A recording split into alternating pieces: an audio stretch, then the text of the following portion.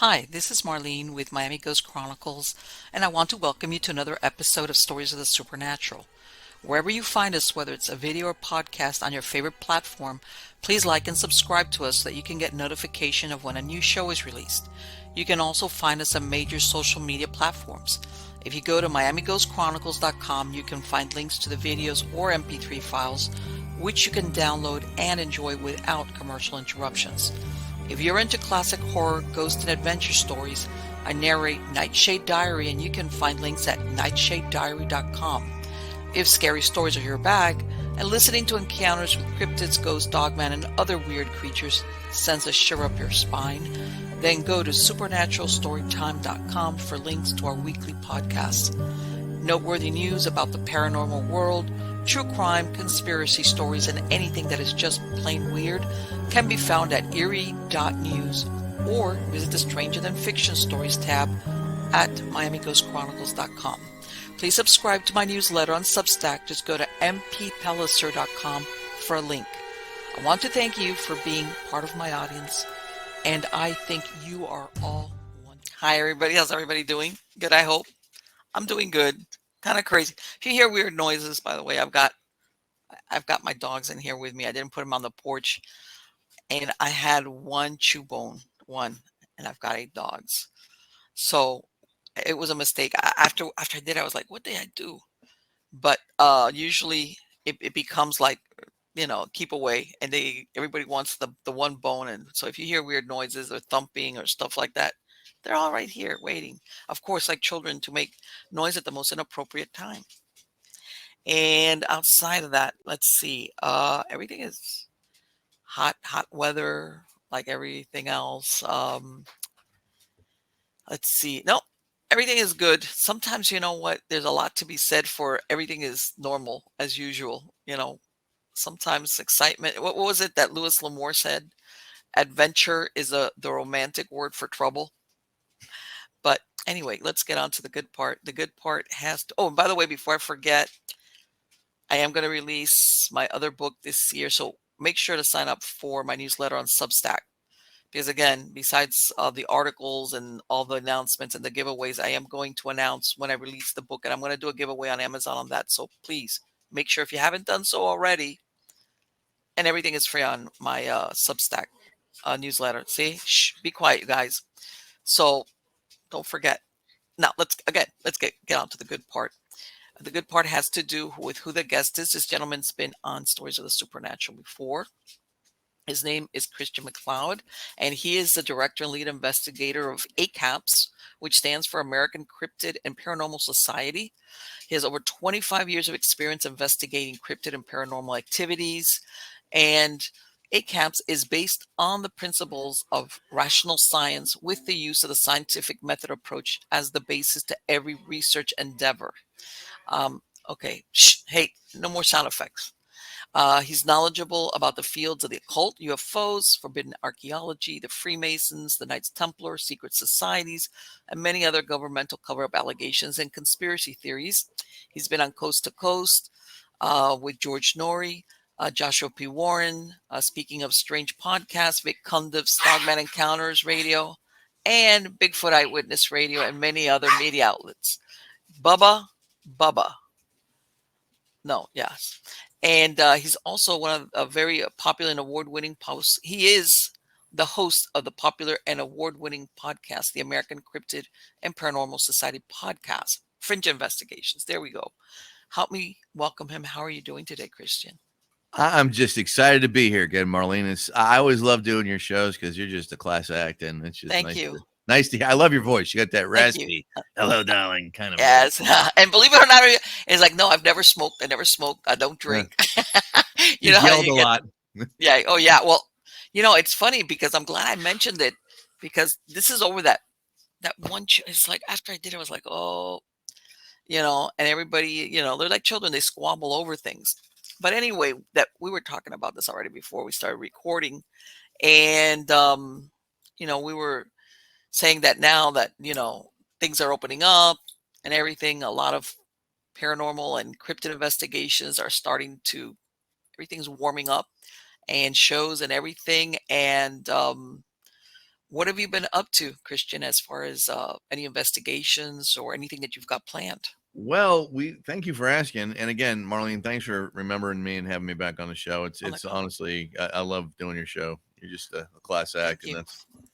that's it's yeah, and it's just you're constantly at a limit where people should be trying to reach, and it's very impressive Thank to you. see your reaction. I just Oh my now God. that I'm done with that, but I mean Yes. that's Okay. Flattery will get you everywhere. Yes. Go ahead. everywhere. You have no idea. Yeah, yes, ma'am. We are literally. I'm just Marlene. I'm embarrassed to say this. We're a year behind, a year and a half behind our Yes. research. I We are believe it. so inundated with cases, both paranormal and cryptid.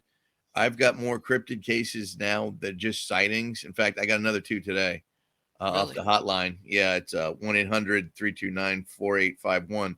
And it is just mind-boggling all the activity that's going on out there. And I think a lot of that has to do with what we were talking about earlier before we started recording. Is it's people are on that 2 year hiatus, and I Yes. think everything in the woods was on a 2 year hiatus, and they Hmm. kind of got used to us not being there, and now they're kind of back to doing what they wanted to do. And I think we're gonna see some altercations shortly.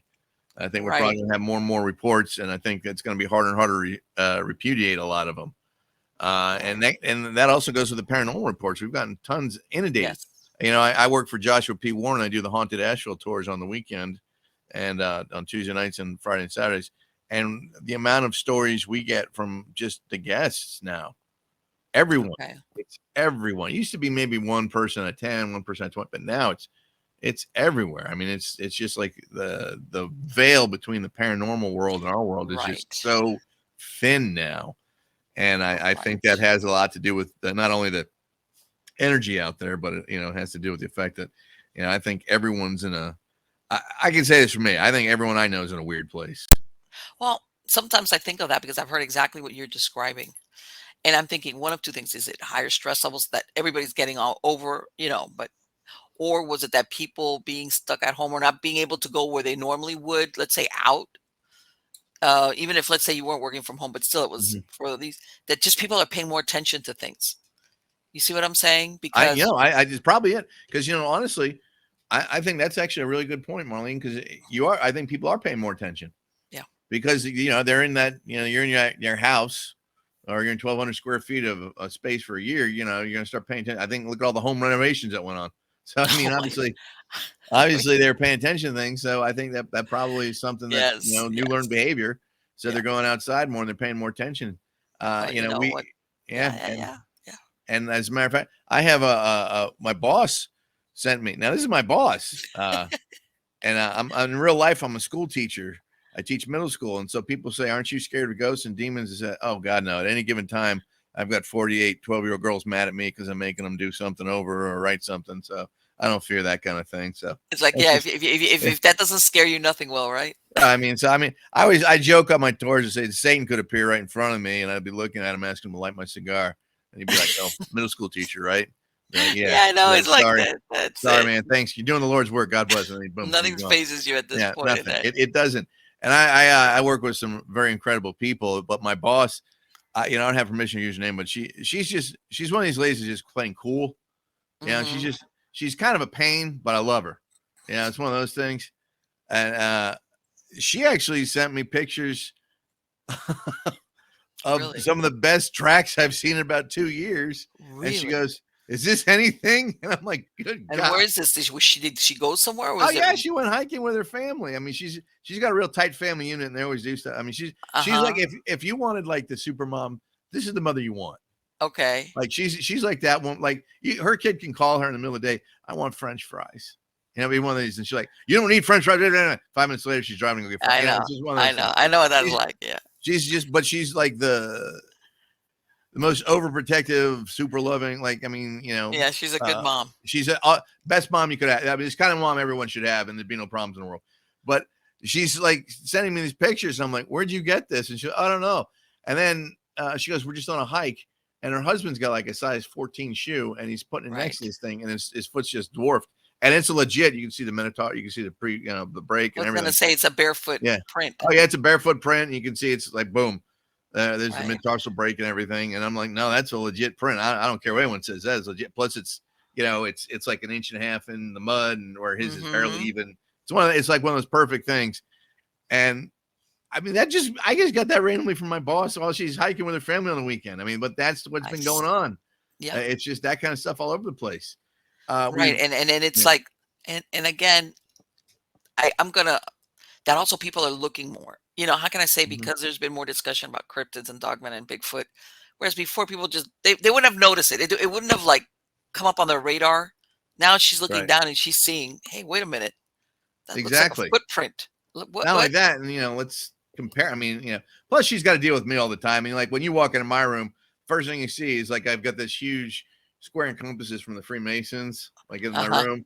And then you've got two uh, 3x5 Bigfoot posters of Patty and Mr. Patty, as I call him.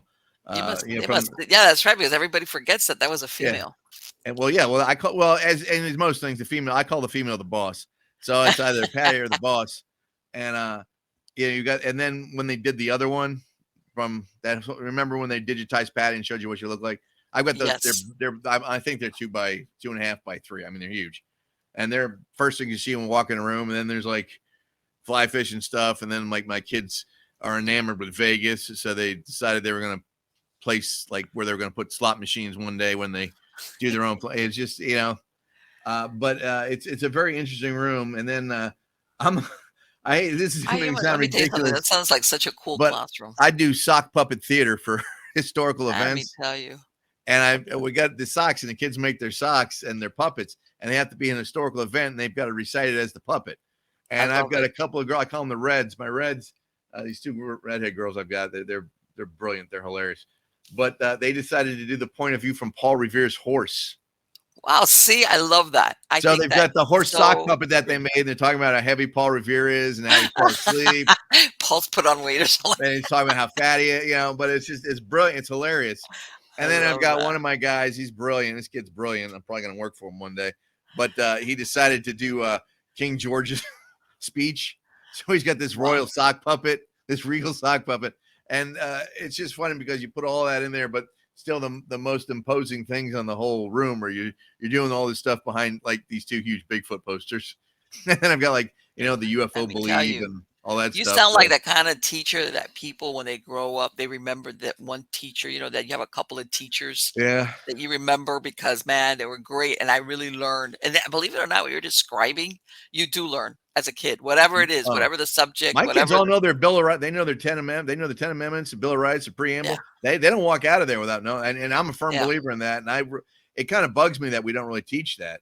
I know Uh, that. At one time, what was it? Civics. yeah, And there was, civics but like my kids, they don't want. I teach them how to write. And I've got sixth graders. Think about this, Marlene. I've got sixth graders that write in APA. They know how wow. to cite. They know how to research. Excellent. 12-point font, double. I mean, they do. It's all APA.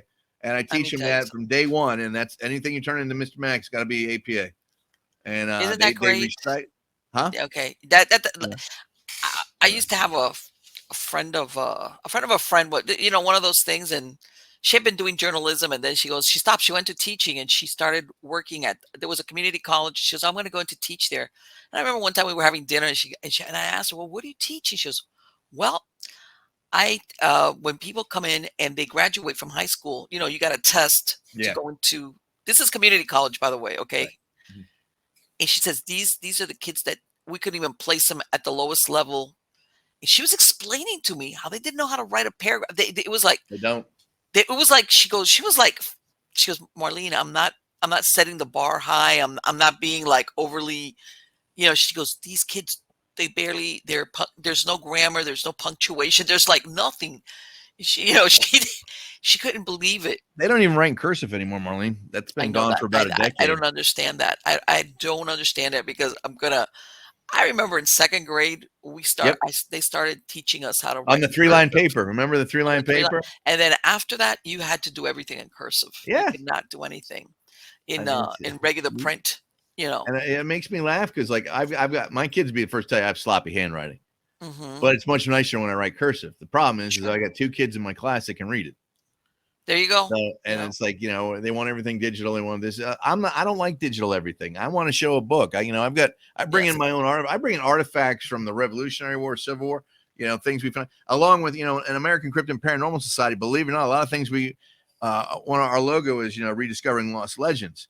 Right. And a lot of things we just rediscover is like, we'll get stories like, local, hey, grandpa allegedly buried, 14 jars of gold here and blah, blah, Yes. blah.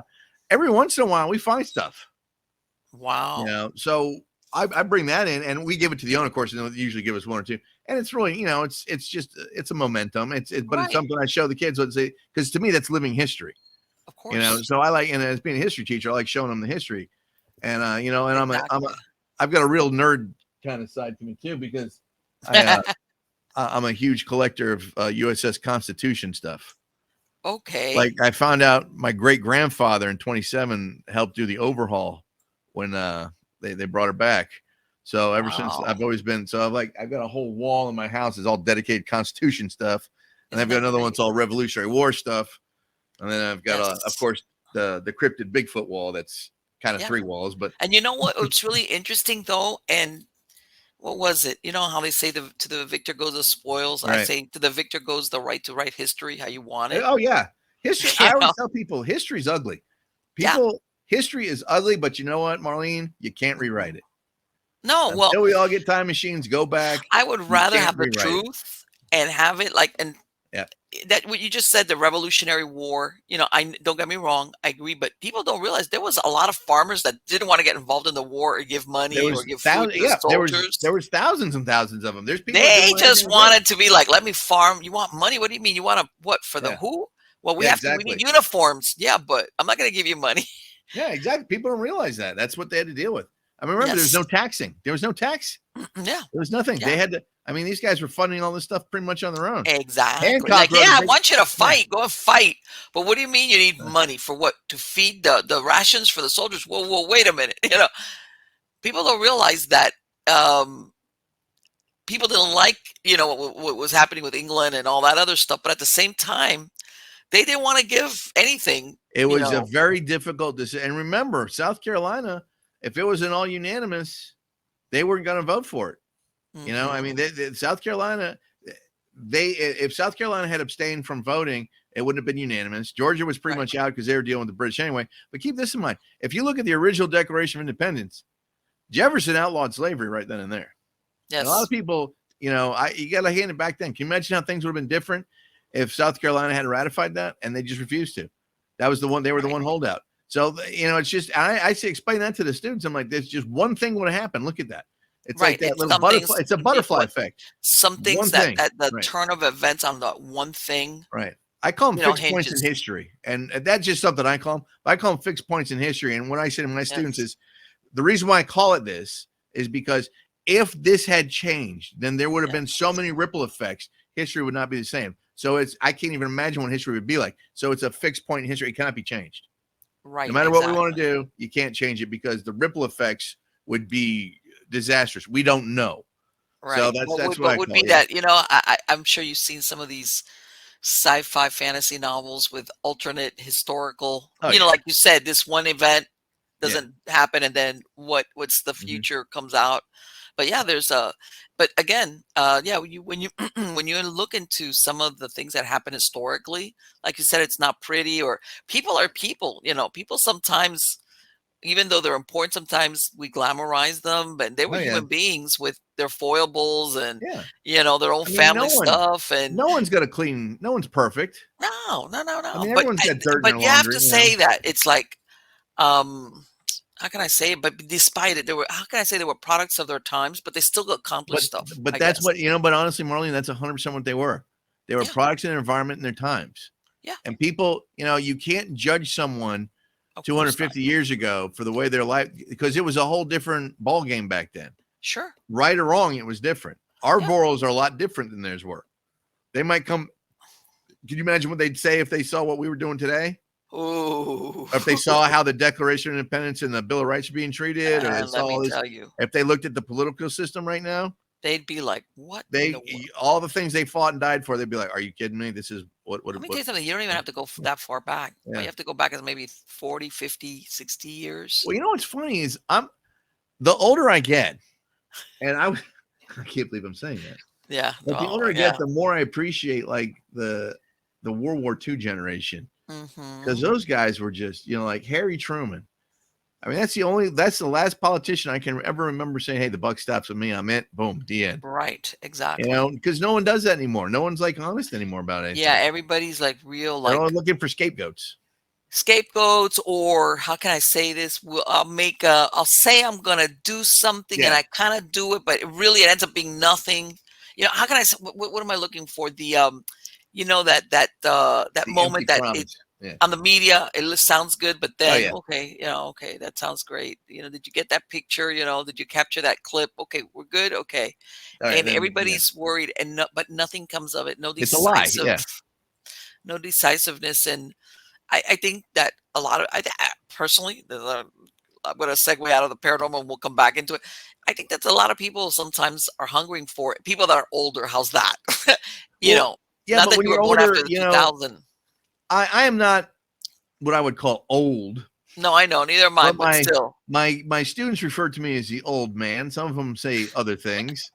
Old crippled man, old foolish man, old crazy man. I get old, but old's in there. It's usually, Yeah, or they tell me I got a forehead that just keeps getting bigger.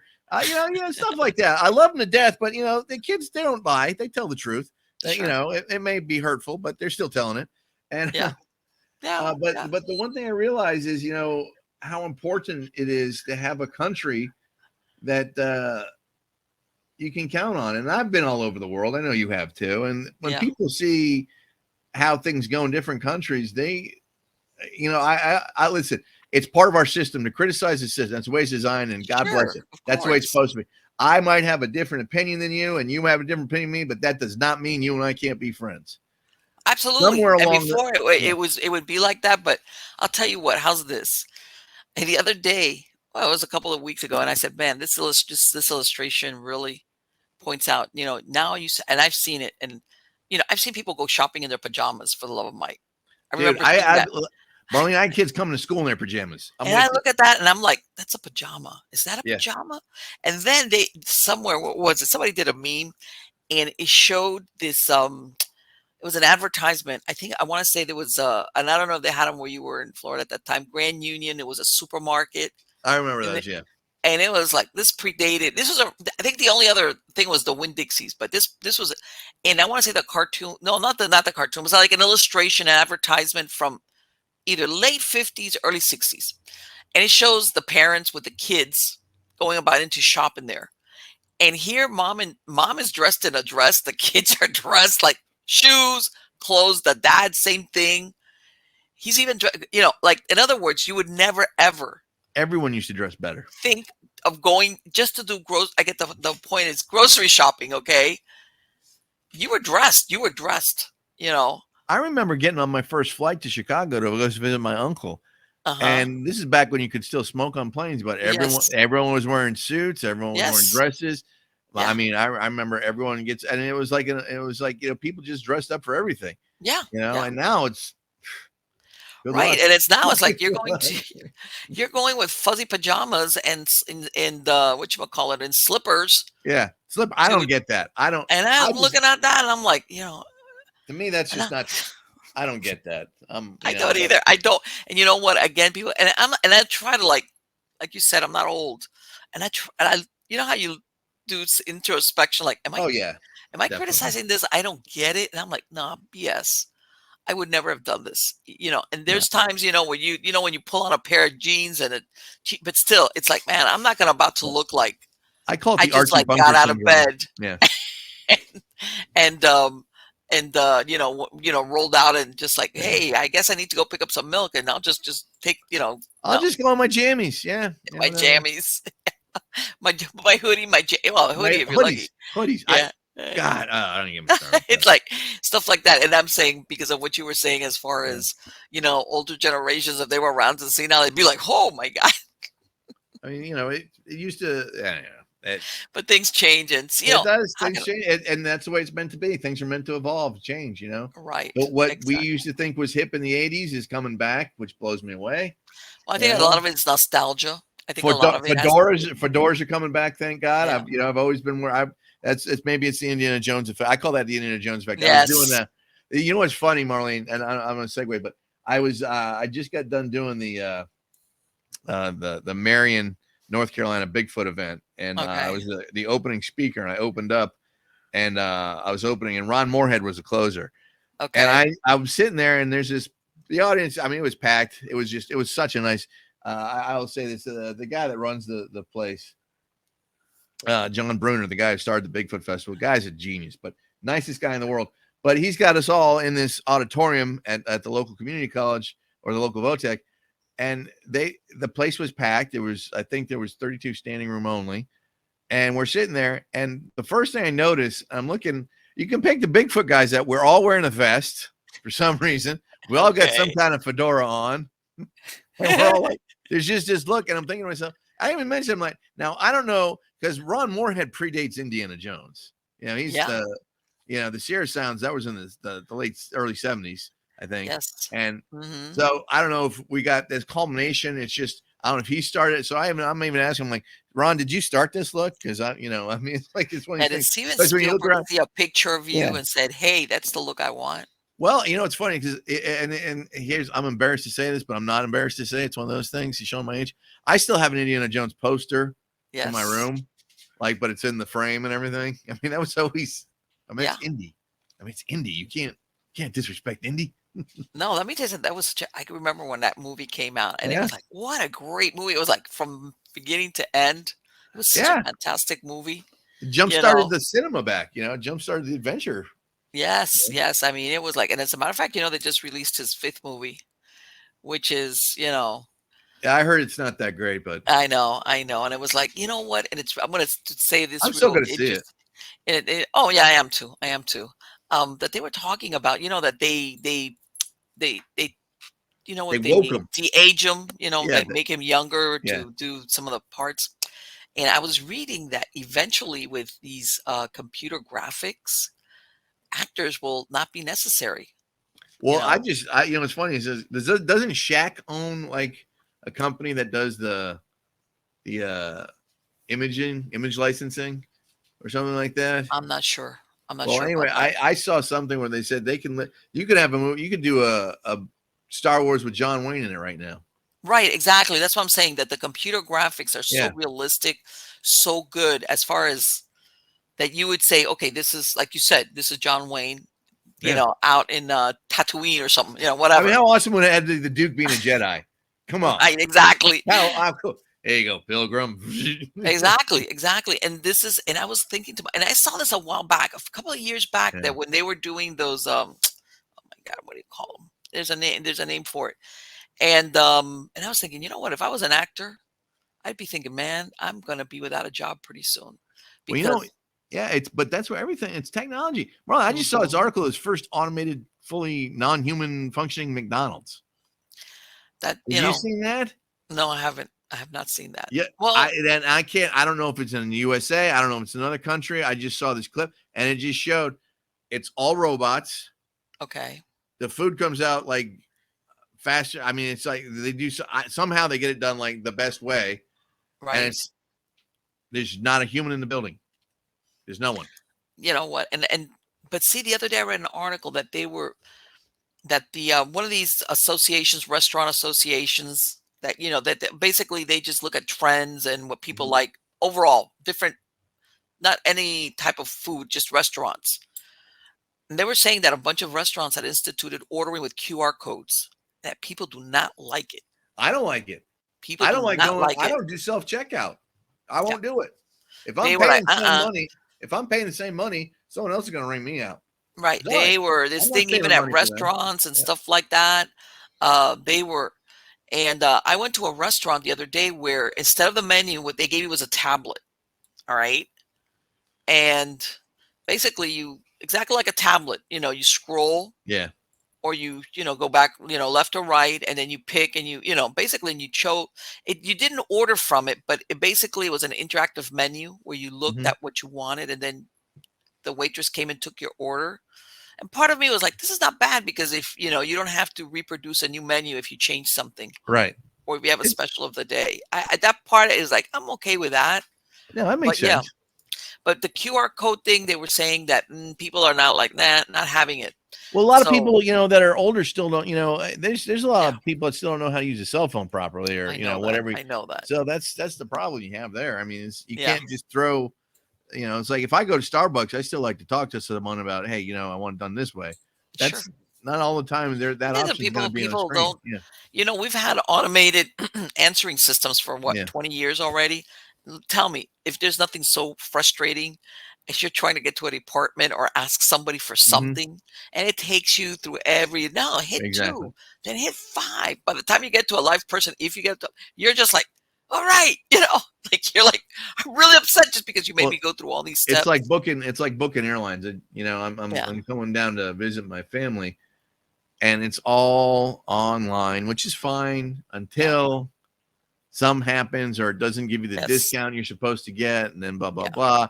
And hey, right. I want to take my golf clubs. How do I add that on there? And it's one of those things, you And you know know. what? I'm gonna segue back into the paranormal because I'm Yeah. gonna tell you with all these things about advanced technology, this chat GPT and AI and AI is gonna yeah. I think that the opposite effect of this is the human beings, the mystery, the lure of the paranormal and cryptids. I think that there's a special attraction because I think as humans, yeah, it's nice to have the technology, but part of us yearns for something that is not that precise, you know, the Hmm. mystery of what's going on around us where, like, hey, I don't want to see it on a screen or on a monitor. I want to go out there and I want to go explore or try to find what I can, or exactly what you were describing that you were doing with your students. Hmm. Um, I think that part of the human beings of our nature likes that, unless you're agoraphobic or something like that. But that I think is a reaction against technology. Well, I think deep down, people are still people. We're Yeah. not machines. No, we're not. I see the difference between kids that are homeschooled and they're in front of a computer all the time. There's an Yeah. example. We it's beautiful weather out here. Beautiful weather out here, and the kids Yes. are doing the end of year testing, and they're they work their fannies off. They're getting everything done. They've learned a lot. They've got to remember it all. They've got the EOGs to do, and they've got a lot of bent up energy. So Yes. I take everyone outside, go outside, get some fresh air. What is wrong? Get some fresh air. You got nothing to get some fresh air. Play some football, throw the ball Yes. around, and play some foursquare. Just we chat with your friends. But then you see half of them just sit down and start playing video games on their phones, and it's like, Right. what are you doing? Get up and get some fresh. I told you, sit up. Nah, we're not doing this. You can do that Yes. anywhere. And Exactly. Oh no, it's that like there's yeah. absolutely an addictive My nephew's like that. component to it. Is yes, Yeah, there is. my 11-year-old nephew's like that. I bought him a Yeah. football, and he's a great. He's actually, I honestly believe he's got real athletic ability, because Hmm. his dad was played college ball, and he's got real athletic ability, but he's just so, I love him to death, but he's so lazy. He doesn't want to do anything except sit and look Yeah. at a computer screen. Yeah. And the You know kid, what? but you got to coax him out. And then when you get him out there, he's having a good time. And an hour go by, if he's not even thinking about that. And then second the Hmm. football's down, boom, it's back to the iPad. Oh yeah. It's like, Yeah. but It's that's very. everyone. I've seen that. That's I've that whole seen that a generation. lot. Yeah. And I remember there was once upon a time. I mean, my own kids when they were out there, I would have to like tell them. And this was at the beginning when there was when the video games were coming in, like Mhm. Mario Brothers and Yeah. stuff like that. But still, they would play with. But no, they were. I mean, I had to tell them you gotta first check in with me during the day, and by the time the street lights, you guys have got to be home because they'd Yep. be running around with neighborhood kids all over the place. We You didn't, know, I don't even remember, like, when it was summer, unless I had chores to do, I was out skateboarding with my friends, hanging yeah, out, yeah, doing something. And then when I was driving, by the time I was driving, I had a job, yeah, and I was yes, hanging out, just but just normal kid stuff. yeah, And I just don't see how these kids are going to do that. I mean, if right, they got to get away from that screen, yes, you know. yes, and you know And what, the and sad thing is that's we issue Chromebooks in schools. yeah, My I know kids that. don't. Half of my kids couldn't turn in a paper right now if they wanted to. Let me throw that out there first. But Hmm. they've got these Chromebooks, and they're just everything. They want everything done on a Chromebook. They don't want a paper trail. They don't want to use paper anymore. I'm sorry. Sometimes you need paper. Yes, You got to that's sit there. You got to learn how to do that. And let me tell you something that you said earlier. People must be thinking, are these guys going to talk about cryptids or paranormal? We'll get to it. Yeah. Hold on. But you said, you remember you were talking about as far as books, Uh-huh. printed versus, let's say, a Kindle edition, Right. or, you know what? If a book goes out of print and you've got a copy of it, now if you're relying on something that the only source is basically a computer, if they want to yank it off, that's it. That Mhm. information is gone. Bye bye. Yeah. Whereas if you have the book, the actual book, even if it goes out of print, you have it. Well, I mean, and a good representation of that, even on the paranormal side, is just, you know, I've researched the occult for many, many Hmm. years. Not that I'm into the occult, but I've researched occult. I'm Yes. fascinated by different cultures and things. That's just part of my Okay. personality, and it's just fascinating how different cultures operate. But think about this: if their Grand Grimoire goes out of print, or if their holy Hmm. text goes out of print, or if their legends goes out, they have nothing. Sure. That's why they've got like I've actually seen some books that are a couple hundred years old, handwritten, Yes. and it's because of that. They can't get them anywhere else. And They can't. you know, Or what is it that they call it? The Mandela effect. yeah, the Mandela I'm thinking to effect. myself, Mandela effect, or say, or if Yeah, you're looking at a book that's only available not in print, but anybody could go in there and say, you know what, we're gonna redact it. Well, not redact it. We're gonna change this wording in the book, here and yeah, there. but see, people don't realize they do that. Yes. I've got even in this, I talk about this when Lewis and Clark in 1804, when Lewis and Clark were going westward, they were told point blank, we want you to match up with as many Native American tribes you can, and it's Hmm. not for any other reason, for your own safety. And they're like, what are you talking about? You're going to run into things you won't be understanding them. They're going to teach you about them. All right. They were going to run into the hairy man. It wasn't a matter of what, it was when. All right. That's why they Right. wanted all that Native American, folklore mythos with him, because that would tell him how to deal with it. I still, to this day, every investigation we even do, the Hmm. first thing I do is let's look and see what the Native American folklore says about it. Right. When you got civilization that's been here 20,000 years and we've been here 300, I'm going to go with the people that have been here Sure. 20,000 years. They've been there, done that. They got they're the experts. I don't usually Yes. say anything about it. I never, ever have called myself a cryptid paranormal expert. The only people I will ever reserve that title for are the Native Americans in this country, And you know because what's they really have been funny there. is that you look at when you run into these legends. It's really funny. Mhm. This is what I realized about these Native Americans, tribes, whatever, that were in a certain area. When they identified either if there was something going on in the land or if there was a Mhm. cryptid, they just would state, they would be like, "Don't go there." You They know what left. I'm saying? They would They never were said, smart. They "Let's go booked. hunt it," or "Let's No, capture it or trap it." They'd be like, "Don't go to that that." is a strictly European, Right. Western Don't go European to that concept. mountain because that mountain, whatever, fill in the blank, whatever. Yeah. But they were like, okay, this is, okay, something happens there or something, or we see something, or that area belongs to the so and so, whatever Yep. creature. Don't go there. That's it. That's how they resolved the How problem. hard is that? Leave it alone. Give them okay. You know what? Leave him We'll alone. leave. Yeah. We'll pack up and bag. We're out. I Yep. mean, that's the way. But again, they survived 20,000 years. Probably one of the Yes. best cultures ever. And and I don't even want to get started on what Well, happened no, to them. but that it was one of those things where it was enough to know that, what, we could, if let's just, we could coexist. How's that? All right. Yeah, but they wrote the book on coexist. I mean, they Right. didn't even have words for ownership. I mean, how beautiful is that? Yeah. Yeah. No. And it wasn't like where we got to find, and a lot of people think, well, no, how can I say it? They didn't have that desire. Like, I have to have the proof. How's that?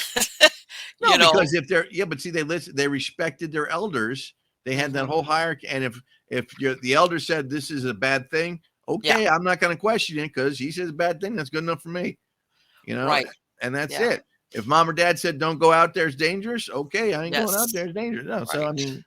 mean, that's the way it is these days. And I'm guilty of this too because I'm the stupid guy. We're in.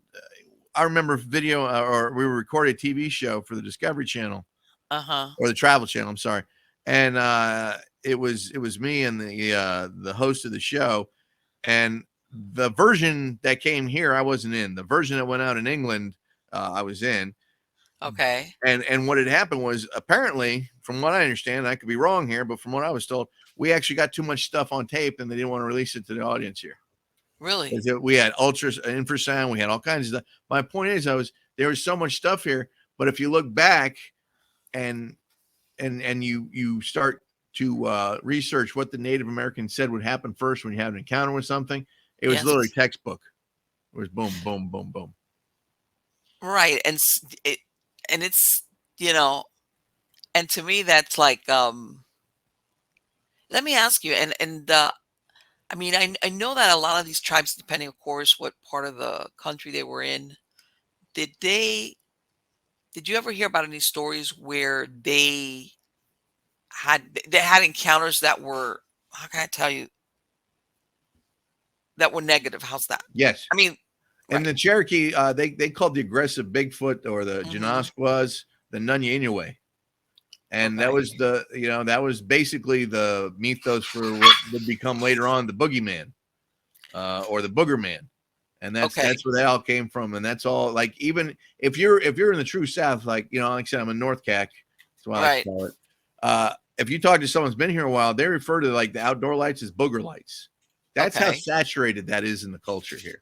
Okay. Now, see, a lot of people don't go by Bigfoot or Sasquatch because they didn't grow up. You hairy man, chicken man, wild man, wild man of this, wild man of that, whatever.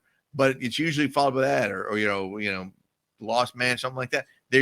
Let's put it this way: there's over 150 different names for Bigfoot just in the continental tribal United States alone. Wow. Think about that, and that's just probably the tip of the iceberg. I'm sure there's Sure. hundred more. But think about that. You're dealing with a culture that's been, again, I it, I love the Native American culture. I think it's Right. fascinating, And and it it's makes just, you think that since a lot yeah, of this was oral tradition, like you said, a exactly, lot of it has been lost. exactly. So I mean, can you imagine if we? And the other thing is, I don't blame them, the culture. I don't blame the nations themselves for not telling us everything. Because look Hmm. at what we do. We're stupid. We'll go out looking for the damn thing or whatever, Right. Or yeah, and we they have to don't. capture They're it or they're something. straight up telling you stay away from this thing. And then, and again, I'm guilty of this. My dumb butt goes out to the woods looking for it, but I've said this before, Marlene, and I'll say it again. If I'm being 100% honest, and I think you'll agree with what I'm about to say, if I had 100% documented proof that Bigfoot existed, I seriously doubt one, I don't think I'd ever release it personally. I was about to say, you'd think really good and hard. Do I really I want to wouldn't, release and this? the reason for that is because humanity, in my opinion, would try to sully it.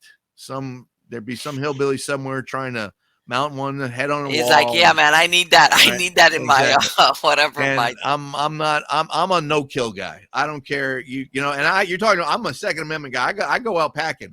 When I'm in the woods, I got Sure, 357 of Magnum on course, me. of course, All and right. I yeah. mean, but that's not for, that's for protection. And if I had to shoot something, I would honestly, it'd have to be life or death because Yeah, I I know wouldn't. self-preservation is a Yeah. wonderful thing, but I know But exactly what you mean. But unless it's that at that moment. yeah. And the other But thing is this: even if I had that evidence, hmm. Marlene, let's be honest, what are the chances that it'd ever see the daylight? Well, There would you know what it be reminds me of? the You MIBs or something popping and up. I looked at it and I thought, you remember in the I'm gonna go back to you remember when Jaws came out, Oh right? yeah, You remember that after they this realized that yes, that there is a killer shark in the right. waters, how all of a The sudden they've mayor. got a Yeah, million people running around and yeah. I always think of exactly like what you said. If I ever came over some evidence that's like this is incontrovertible, this is like this is it, I'd have to really think good and hard. Do I really want to do this? And here's one of the reasons why, Marlon. This is just one of the many aspects of why I would do that. Think about this. I'm a spiritual man. I'm a religious man. I have I have faith. I respect everyone's faith. Mhm. I don't think there's such a thing as a bad religion. I don't think, as long as you have some kind of faith, I think you're set. And it's not for me to judge. I don't judge anyone. I'm a guy that goes looking for monsters in the woods or a ghost in an abandoned house. Who the hell am I to judge anyone? Let's just throw that out there. Yeah, But exactly. I know what you mean. but the way I look at it, if we had incontroversial, irrefutable Hmm. evidence that Sasquatch was alive, and then we got the genome on it, and it Yes. says, okay, it's half this, it's half human. Here's my thing. What happens to religion? Because God made man in God's image. Oh, Who made that's a that? deep And by the rabbit way, if hole. that's here, then everything else is bull and blah blah blah. Or the other flip side of that is, what if it says, okay, and think about this, because this is what I always this is how I usually shut skeptics up. Okay, if Bigfoot's real and they don't, why don't they want? Well, let's just say it is real, and Right. it's indigenous to this planet. Right. That would mean we're not indigenous to this planet. Think about this. And I know a lot of people would be Bigfoot like, is huh? perfectly suited for this planet. All right. They're huge, they're strong, they're fast, they're fur covered, they can eat raw meat, they don't have to cook their Right. food, they've got night vision, they're excellent hearing, they've got claws, they've got that Yeah. incredible strength, they've got the ability to pretty much eat anything. And then there's us. Yep. We got a 3-pound organ in our head that makes us superior in everything else in our own minds, but that and opposable thumbs. But Yeah. that's it. We need food, we need shelter, we need water, we Sure. can't hibernate, we can't see in the dark. We're very fragile. Yeah, we And are. if you We look are. at it in the real scheme of things, we're very small. Oh, sure. Compare. Look at. I mean, take a look at an orangutan, and then take a look at a 6-foot guy. I mean, there's no Exactly. way you're gonna even come close to the strength and agility of that particular Yes. animal. So they are completely suited for this planet. We are not. Mm-hmm. So if you look at it that way, that kind of changes. That flips the script too. And No, if then you're it would have logical and it. rational, you cannot logically and rationally repudiate that statement, because you're telling me, okay, wait a minute, we're good. We're good, like in the Mediterranean. Okay, then what are we doing in the Arctic? Then what are we doing? We Right. have to have clothes on. We have to have this. We have to have this. We have to eat X amount. We have to drink X amount of water every day. We do Right. not No, age yeah, well. that perfect Right. setting. We don't age well. Everything we Right. deteriorate. Okay. I don't know No, how a like you Bigfoot. said, well, the only thing Yeah, that saves us is our that 3-pound intelligence and organ. our That's it. ability to climb trees. Yep, that's it. So I mean, think about that. Otherwise, If we'd be in deep doo-doo. I mean, I've read reports where skunk ape in Florida, skunk ape sightings in the northern Everglades. 12-foot alligators getting picked up and thrown in the trees and smashed up, and boom, that's dinner.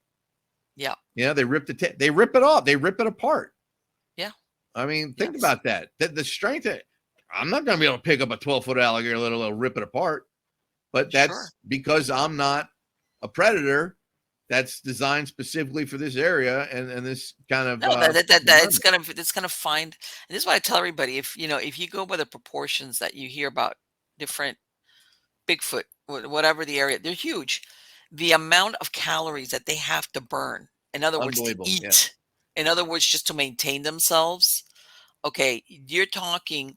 I'm sorry, I'm not going to say it's not an omnivore and he'll eat a berry here and a berry there, but I'm sure that most of his food intake is got to be It has carnivorous. to, it has to be protein, and it's probably organ meat. Yeah, yeah, It's you know, probably but that's and I have seen the leftovers of what I believe is either Cenocephali or Bigfoot kill. what And I happened? What assure was you, that? What how, describe that? What did you find? Or honestly, it was what made it you, was how's that? What made you think this is because of the honestly, Marlene, one word it was a mess. oh, okay, It was it looked like something out of a horror movie. really? There was chunks of this deer ripped off and thrown. The intestines, all the organs were gone. The tongue was gone. There were spiral fractures on the legs. One of the legs Mhm, was completely missing, and this right. thing was still. It wasn't even cold. It was still a little warm. Wow. And it was a nightmare scape. It's like whatever did this enjoyed doing it and like making a mess. Sure. Right, exactly. And And that's it all I was can say. Bears don't. I've seen bears kills. I've seen tiger. I've seen large animal kills, and this was something completely different. I mean, this thing was, when I say ripped apart, it was literally ripped apart. It's like someone took the insides out and just left everything else, right, and it and makes you think most ripped the leg predators joint don't out. do Yeah. that. They No, go they'll into eat the the meat. belly Yeah. and but they don't do that as long as they can just get to it. They don't Yeah. they're not interested in ripping it apart. How's that? Yeah. But I The mean, but the amount of strength and the power to do exactly that that, it would take to do that. I mean, that's just I can't even fathom it. And then I've seen reports where they're talking about, they've seen Kumbo told me a story about once where he actually saw the bull. He calls them boogers. This booger broke in. I love Kumbo. He goes, Chris, this booger broke in to the pen, grabbed the biggest bull it could find, snapped its neck, and just walked away. Just left it there. So it's one of those things that it's just, Right. I believe it. Yeah. I think they're territorial. I think they have bad days and good days like us, but I mean, they are completely designed to do what they do. And, I think we're they, not. they, they sometimes come closer, is my own theory. They come closer to either, like you said, like cattle or, where there's farm animals or Mhm. whatever. I think either one, they're hurt or they're older. Okay. Well, Because yeah. people Well, don't see, realize yeah. animals, just like humans, they can get old or they have an Yeah. injury where they maybe can't hunt what they normally would, Or they've been thrown out of their pack, or or they've been we don't thrown even know how out. they live. We don't even know how their Yes. society.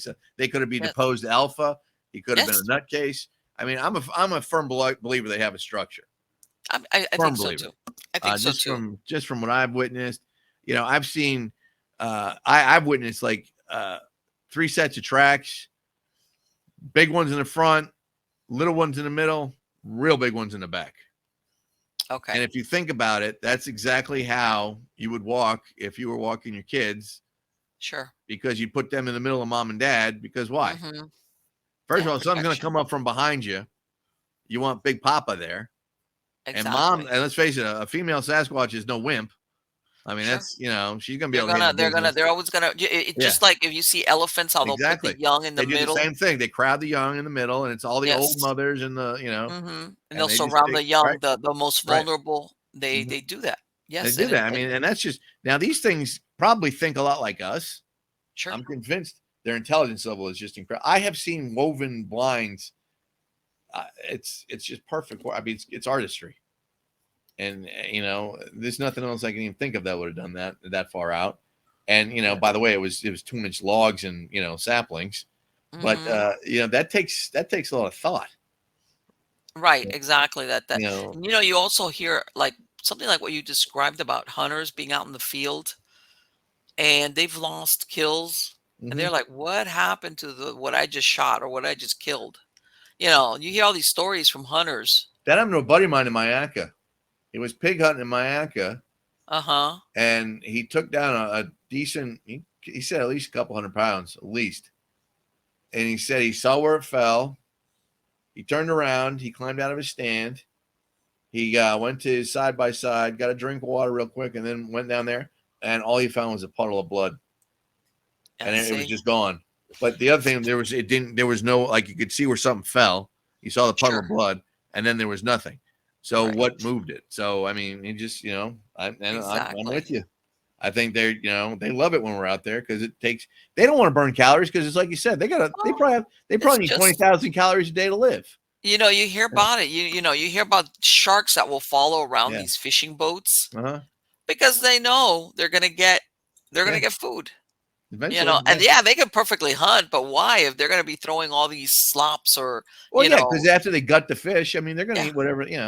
they throw them and I tell you about one time I had gone out on a gambling boat, and you know that they had to go out like I can't remember, it was 12 miles It's so that 12 you could miles gamble. international waters. It Yeah. was one of these gambling boats, and we had been, we go, oh, let's go upstairs and let's get some breath of fresh air. It was nighttime, and when the boat anchors, it was a smaller boat. It wasn't one of these huge. It was a smaller. It was like a nighttime thing. It was like they Yeah. left and they came back. It wasn't a cruise like. And we went out, and when they were stationary, they're anchored. This boat turns on these lights all around the rim, basically illuminating all around it into the water. The boat, the ship, was surrounded by sharks. Yeah. We did like when you look down and it's like, hey, my God, that's a shark. Wait a minute, Yeah. because these lights make these pools of light on the Mhm. water. Yeah. So right there, you could see if anything is right there underneath that light. It was. I'm not exaggerating. It was surrounded by sharks. Yeah. Because And they I'm know not there's talking about food. teeny sharks. And this is like I think it's like 13 or 16 miles off the coast, because that's when you're like out of in international Yeah. waters and you could. And I was like, holy crap, if you fall in, that's it. Good luck. And then I'm thinking, wait a minute, these sharks know that these ships, I guess they dump out food or Yep. something when they're out there. And they know they were hanging out there. I could never get over that. I said, I want to go back inside, because it was like, that's it. You fall in, good luck. Oh yeah. You will not find anything left of you. Oh, yeah, it's gone. And I think that most predators do that. They go where it's easy to feed. Well, I think, not only that, but that's why I think they follow power lines. They'll follow like the Appalachian Trail. I get a lot of Hmm. reports, this time of year. They'll see these last one I talked to took one. He goes, man, I thought this was the biggest wolf I'd ever seen in my life. Next Hmm. thing I know, it stands up. It actually stretched out, kind of yawned, scratched itself, looked around, and Right. just started walking off on two legs. Oh, He said he was just he said it didn't, he just said it just did it like it was so natural. He said it was just boom, there it was.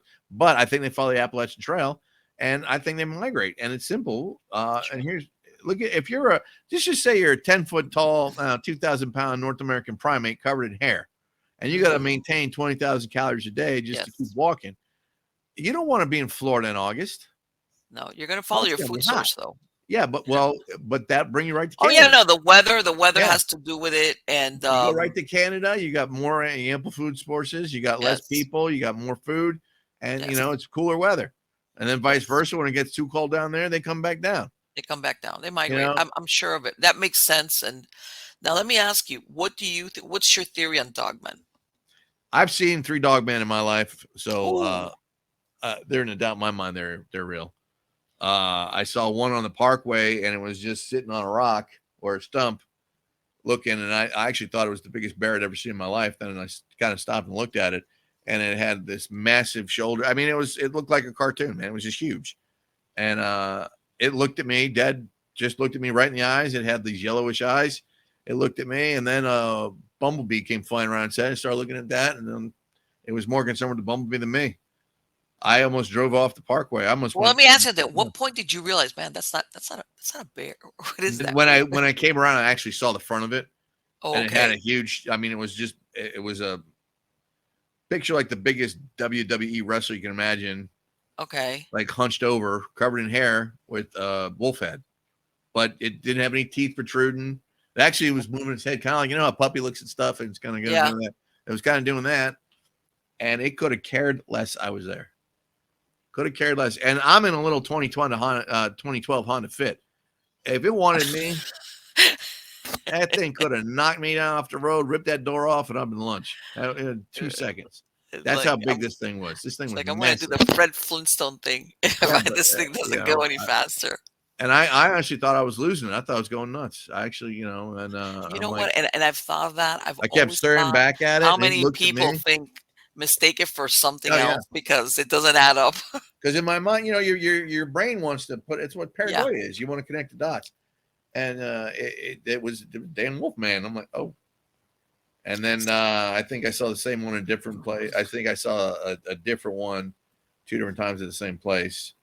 And that was when we had Bigfoot. That's actually we were on a TV show for that one. That Okay. was some crazy stuff. We got yelled at by a Bigfoot.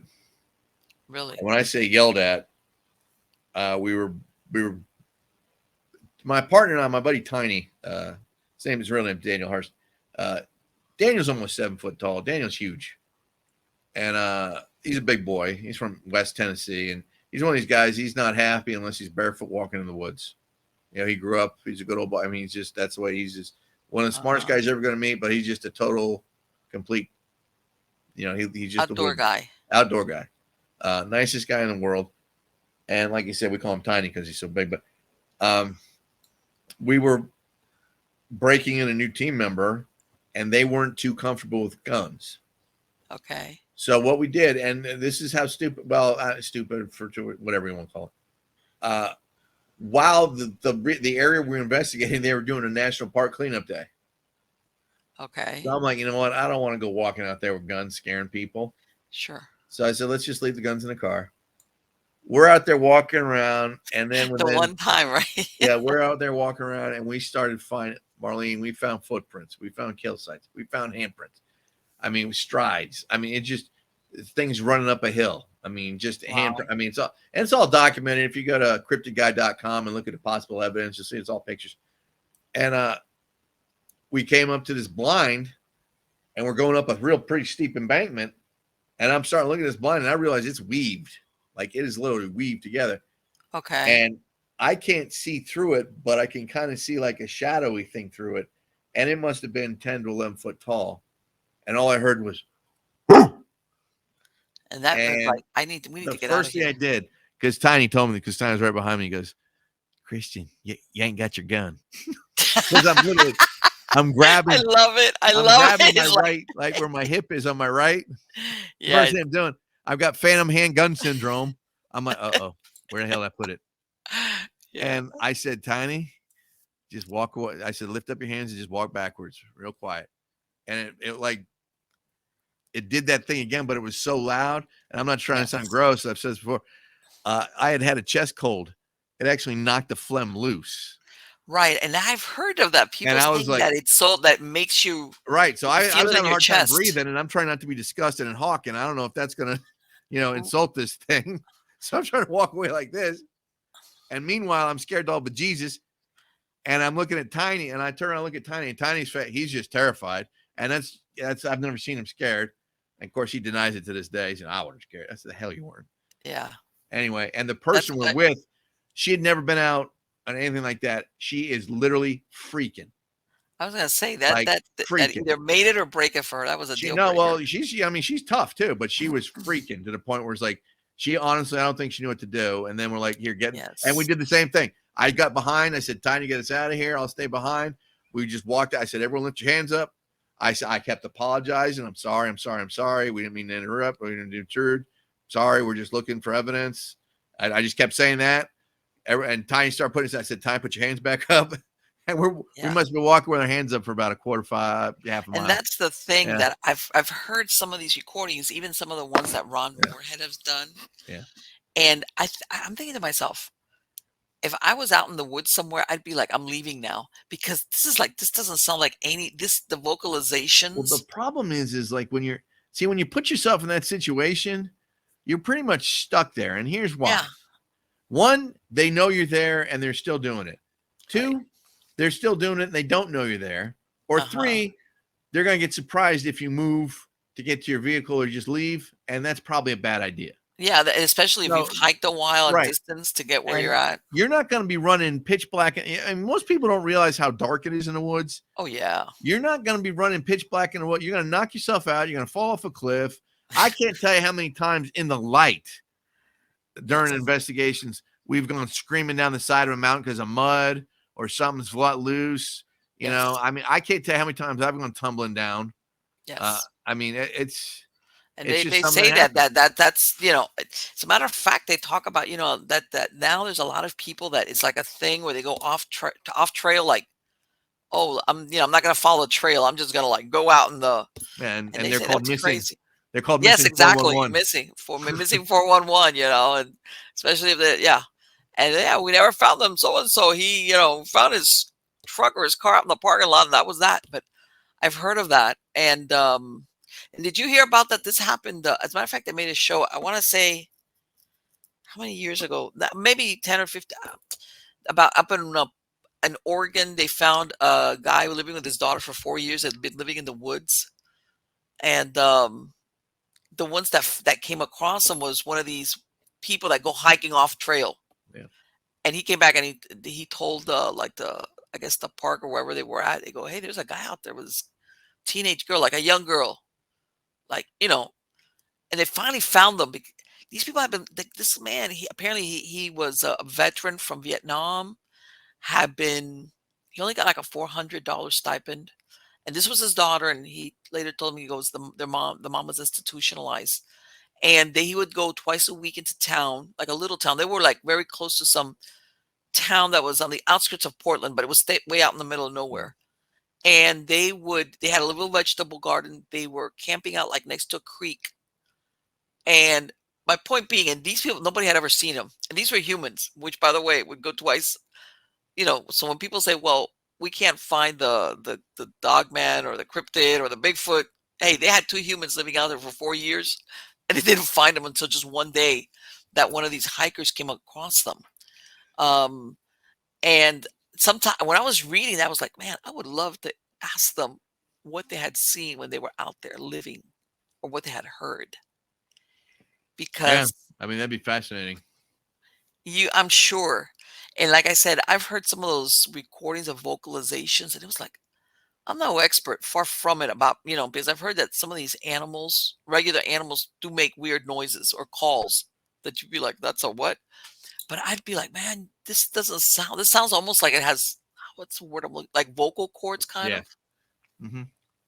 where you're thinking, okay, this is not Yeah. There's no way that's a an animal. cougar Yeah. or a bear or whatever, a moose or I'm with you. coyote. Yeah. I got you. And, But it's yeah, just fascinating, Marlene, because you never know. I mean, that's the thing. That's the one cool thing about cryptozoology is you never know what's going to happen day to day. sure. They keep finding all these new. I'm a huge archaeology guy. I love archaeology, and they Hmm. keep finding new stuff every day, and these ancient Right. places, like the Sure. pyramids and stuff like that, and you just never know what's going to be found. Well, You you know know? what? And now that since you're a history teacher, that you keep hearing about a lot of the history of, especially we're talking here more ancient stuff, how's this, the years that we've been given don't quite add up. In other words, some of these places are turning out Yeah. to be Well, older. yeah, they're having problems. Like I think the pyramids are probably 10,000 years older than what we think. Right, To me, that would exactly. make more sense. That's just me. And they keep finding, like you More and said, more. Yeah. archaeological, like these cities or these that they thought were like didn't really exist. They're finding them. Yeah. They're Well, actually finding them. yeah, and they're all biblical. And like they're finding biblical Biblical, cities, and then like they're in the jungle now, and they're finding because of that FLIR radar, they're finding all these right, cities in the Amazon that were right, literally homes to millions of people, and this predates sure. the conquistadors and all that. So Oh the yes, smallpox didn't wipe them out. What did? And then you've right. got The all the what is it? The Montechibu, and then you've got Peru. these Guatemalan I mean that the only way that we've been able to see them is because now we can actually we have satellites that Yeah, are so that's far right. above ground, from the surface of the earth that we can actually see it, and they realize, hey, there's these structures down Yeah, there. under the jungle. Yeah, they're under the jungle, and they're They're size of the huge. cities. They're massive. Yeah. Cities. Whatever And they they are. go there, and boom, lo and behold, it's all stone, and then they put paved roads. And once Yes. all you need is a little roundup, and the next thing you know, you got a city that's been buried. Right, and like I said, this is we're talking Yeah. massive, and then and then it's like, okay, which was the civilization that was I'm out telling you, they're here? gonna find El Dorado. That's just What was it? Was that El Dorado? I know that the there was city of gold. Yeah, a they're gonna couple end up finding. people that Yeah, or explorers that got lost that they yeah, never heard lost from city them of gold. again. Yeah, Yeah, there were some people that went out there looking for it, and that was it. That they were never seen or heard I from would, again. I would, I it would. I can't tell you how much I would love to have the opportunity. I'd say the problem is just the financing, but to have to love the opportunity. If someone said, "Hey, Christian, we're gonna give you and your team what you need, and we'll give you 2 months and see what you can do," blah blah blah. I say, "Good day, I'm out. Okay, let's go." Well, let me ask you: do you think Um, I've heard there was supposed to be also even in the American Southwest that they said that there was some type of not, I don't want to say an El Dorado, but some type of version of either hidden treasure. And I'm talking something older than that. Well, there's that whole thought process that the Egyptians came over Yes. and stopped in Ohio. They found Egyptian stuff in Ohio. I don't know if that's ever been proven false. But Hmm. now there's like this whole buzz thing that now they're finding all this new Egyptian stuff in the Grand Canyon, and it's that part of the Grand Canyon that has now been you're no, it's banned. You can't go in there. You can't go around it. Well, So yeah, and that it's like, would what is this doing here? yeah, Like that. that's a history changer. Sure, All of right. course. So and that would and again I classify that, and this is just my classification. Anyone call whatever they want. This is just what we use at ACAPS. That would be forbidden archaeology. And why would it be forbidden? Because it changes everything. Oh boy, does it? And you Does talk it? about a Mandela effect. How are we going to prove? Let's just say that the It's Egyptians like, made it over here, then and what? what the hell was that? Where Native Americans came from, or where? Or yeah, that Because land that's their bridge own. They've from got their own. They've got their own DNA sequence that can't be. That's everyone thinks they walked over from Lambridge, and nay, right. that's not. That I have seen evidence to prove the contrary. Now I don't know how mainstream that's gone. I don't know if it's 100% legit, but it doubts in my mind, because if you've got a genome that says, hey, this isn't from this or this, where's it from? You Well, know, and this is I was interviewing this gentleman that he was describing how this is that area around Thunder Bay up in Canada mhm. where they have huge deposits of bronze, tin, bronze Oh yeah, where mine. they pulled it all out. It's been And yanked they out. They found found it in it, and Greece. that Yeah, that some of it is dates back to Phoenician times. Like, in other words, we have Phoenicians coming up, and he says that what was produced there is so particular. In other words, that they found it in these areas and these ancient civilizations. This was because, of course, before the Iron Age. This was when right. bronze was much in demand. That, in other words, they know that it was sourced there because it has a particular, I don't know. In other words, it's only produced there. Not the only Yeah, place you it's got produce like an bronze. elemental signature. It's only indigenous to that specific area. Right. Right. And they were, I mean, I won't go into it, but basically what he was presenting was, and we were talking about, was that basically it looked like, we're talking here BC. Phoenicians had come over and were basically trading for this bronze. And they was even thinking that the natives would mine it and bring it down the river, you Mhm. know, and then, do the But trade-off but that see, they were Maureen, trading. here's the problem with the way we perceive things. All right, you and I were taught in school, okay, the Earth Yes, is only X amount of years old, and then if you go to the exactly. religious aspect, like I was raised, religiously, so the Earth's only 6,000 years old, or blah blah blah blah. Right. God did all this in a week, and blah blah blah, and fossils are all bull and blah, blah, blah. Okay, that's fine. And again, I'm Hmm. still, still manifest. But what was there before? Sure. It says God created the Earth. Doesn't say when. There's no Exactly. stamp on when he did that. Yes. So what makes us think we were here first? I mean, they're finding, nuclear residue from, 10, 20,000 years ago in India in the desert. They can't explain Hmm. that. There's crazy amount of hieroglyphics that, depict aliens and things like that. I mean, you can't Sure. look at the Bhagavad Gita. I mean, look at that. Yes. That's Exactly. basically that's Buck Rogers. I mean, Right. that's And it's basically things what it like is. that. Okay, this is not like, Yeah. okay, this predates like, where did this idea come from? Same thing. I know this is I mean, kind look of at the like a little Mayan bit and off. Aztec cultures. They've got Mayan, all of the Aztec, yeah, that they have all those these depictions. overlapping, Yeah, you know, things, gods or yeah. I mean, interpretations. And exactly. I So tell everybody, you see, like, these older Christians, and even the dragons. Okay, if you look at a dragon, you're basically looking at a dinosaur. you know that's what. But see, again, who's to say those things?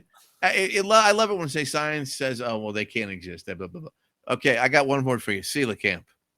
Yeah, There it is. exactly, the 100 coelacanth. million years gone, huh? It's well, they can. I'm eating some coelacanth sushi right now. So where'd this come from? It's like Yeah. you can't be definitive. You have to have that. Yes. That's the thing about science, mainstream science. It kind of bugs me because what most people don't realize is mainstream science and physics. There's a reason why it's called theoretical physics. We Theoretical, can't exactly. prove it. This is our Yes. theory. All right, we've got the math, but we had to make weird math to make it happen. Let's be honest, because it Mhm. is different. I mean, you start looking at the way math works, and in my opinion, I think some stuff is twisted to make stuff look better than others, but that's just me. Right. And that and that, But that, that and you know what that yeah, comes back to, basically, also what you were talking about. What version has been massaged, because yep, that's the one that they want. This is the version we want. exactly. And we'll massage it, or like, oh, let's include that but omit that. Well, That it's like kind the of books of stuff. the Bible. They left the Yeah, book of Enoch out. If you ever read the book of Enoch, that kind of is a game changer. sure. It, And it, then there was the book of Mary Magdalene that was left out, and they talk Mhm. about rights for women. Why wouldn't you? I mean, you're talking this thing, 1,000 years ago. Why wouldn't they have rights for women? Well, it's simple, because they wanted to control.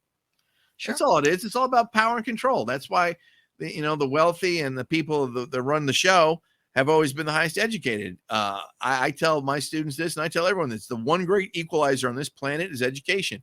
If Sure. everyone on this planet got educated to the point of their full capacity, there would be Yeah. no problems in this world. Yeah. Literacy, even literacy, how's Exactly. that? But education is the key to everything. And I don't, that's the one. You can be born poor white trash, much like Hmm. myself, and get yourself almost to a doctorate. And then finally, eventually I'll finish it up.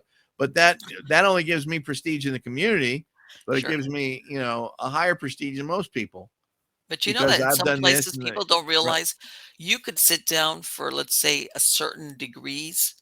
Doesn't mean you have to go to attend it as long as you No. pass a test. In other words, Yeah. if you go and you read and then you learn, and I know everybody's level of some people, how's this? I know some people learn and they learn better in a classroom setting. How's this with a Right. Well, that's teacher? how I am. I have to be in class. I'm old school. And then there's other people that they can do it by themselves. If they read and they by the way, I can do that.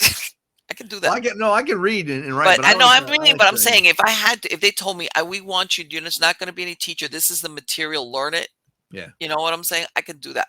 I mean, I can do it too, but I do a better job with the teaching. No, I know Yeah. that there's some people with this. And once upon a time, and I'm sure you've seen it, especially people would get taught by lecturing outside, like you said, outside, Hmm. where it was a discussion. It wasn't like the blackboard and this and that. It was like your teacher would be discussing, let's say, a certain theory or whatever the subject was. It was like an open forum. It was like a lecture kind of deal. It wasn't, that so much structure per se, as more of an exchanging of ideas. And that's how people, especially in universities, that's how they would learn. It Yeah. wasn't that, basically, and you could say, well, I disagree or whatever, or I think it wasn't that, or how do you explain that? Well, you kind of like gave your professor like, hey, how does that work? Whatever the case might be. And what's sad And is that's the way it could still be today, but it's just these no, particular groups of people just really not let that happen on both sides. It's like, no, you know I what? know that. I know that. That you're not And going to get anywhere arguing. Let's work together. I don't care. sure. That's a whole different. I don't even want to get into that. But no, but I'm Yeah. saying as far as what you were talking about, I'm gonna go real quick. And when you were saying that thing about Mary Magdalene, all Hmm. right. And there's also the controversy that they say, like the Dan Brown book, him Right. and Jesus were, but let's take that off the table. Right. But I think a lot of it was excluded because if you look at that, he had a female apostle. How's that? Hmm. Even if you take out the romantic, motivation for, let's say, Jesus wanting to keep Mary Magdalene around, that was, basically he was putting her on an equal footing with the rest of his apostles. Exactly. And think about that. Think about Right. how revolutionary that is. Just thinking that, and think about Yeah. this is one of those fixed points in time I've talked about. But if Right. you were to change it, when the Council of Nicaea came up with the Bible and said, Hmm. "This is what we're going to release," all right, they did that for control. It's all about control. Sure. They didn't care about our salvation. They wanted the church to be running the show. They It's all I about know money and power. that's Yep. basically what they All it did is. when they Yeah. chose what to include, what to exclude. Because if you say, okay, women are now again, let's go back in time 2,000 years and say, okay, now women are equal from 2,000 years ago to what would our civilization look like now? Well, it's almost, and how can I say it? It's almost, and this is the thing that I always say, as far as when people they change history, or they Mhm. whatever. It's like, I'd rather know the truth. The truth might be ugly, but I'd rather have the truth, good, bad, or what I'm Yeah, saying. yeah, exactly. Whether and I think also, how can I tell you, it ends up being more of an individual. Like, if that person, how can I say it? Um, the power of history. Originally, what I was saying, well, that's the way it is, and basically, then the society follows what the history says, and then you exclude, an alternative way of that it should be. All right, because let's go back to, like you said, when they went ahead and they tinkered with what books they were going to include in the Bible. You know, we got to exclude again, if Jesus had Mary Magdalene as one of his apostles, because the interpretation for that would have been, it would spread out into so many different areas. I'm not talking about, hey, feminine, feminist revolution, back in the third or fourth century. I'm not saying that.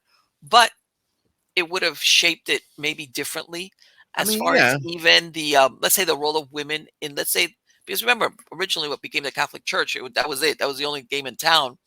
But, like I tell everybody, I went through 12 years of Catholic school. And I remember when I was in grade school, the nuns were not allowed on the altar. If you were a woman, you were not allowed on the altar. You could not walk, in other words, you could come up to the altar like women, of course, when you're yeah, taking communion. And I remember one time somebody, I kept saying, man, I don't see any of the nuns. And somebody said, no, they're not allowed yeah. up on the altar. And I was like, what? I was a kid. I was like, what? You know, again, Mhm. something as simple as, let's say, what would have been the role of women in the early Christian Catholic Church? If let's say they would have said, yeah, we're going to include that Mary Magdalene was an apostle like the other, the rest of the guys. Right. you know, it could have changed stuff like that. And I know there's people going, oh, sacrilege. It's like, no, that's Well, it's sacrilege. sacrilege. What's You sacrilege is know, they didn't give us the truth from the get go sure, of because course. it's all power. Again, it's all power control. And honestly, you can't tell me that I'm about to piss off a lot of people here, Marley. I don't know if I should say Do what I'm it. about to say. Do All right, it. you can't tell me that God doesn't want everyone treated equally. Of course not. Of So course when not. you're telling me God say, okay, you're telling me in some strict religions, God said women are inferior and the man's going to run the house. Yes. Where exactly is that? No. I think I don't. I've read. I got 1, 2, 3, 4. I have 5 Bibles around because I use them for research. I've got different types, and I have yet to find. Now in Leviticus, it does say stuff. There's like a breakdown of how stuff should run. I see that, but I don't say where it says women are point blank inferior. There is and parts where women should listen to their husbands, blah blah blah.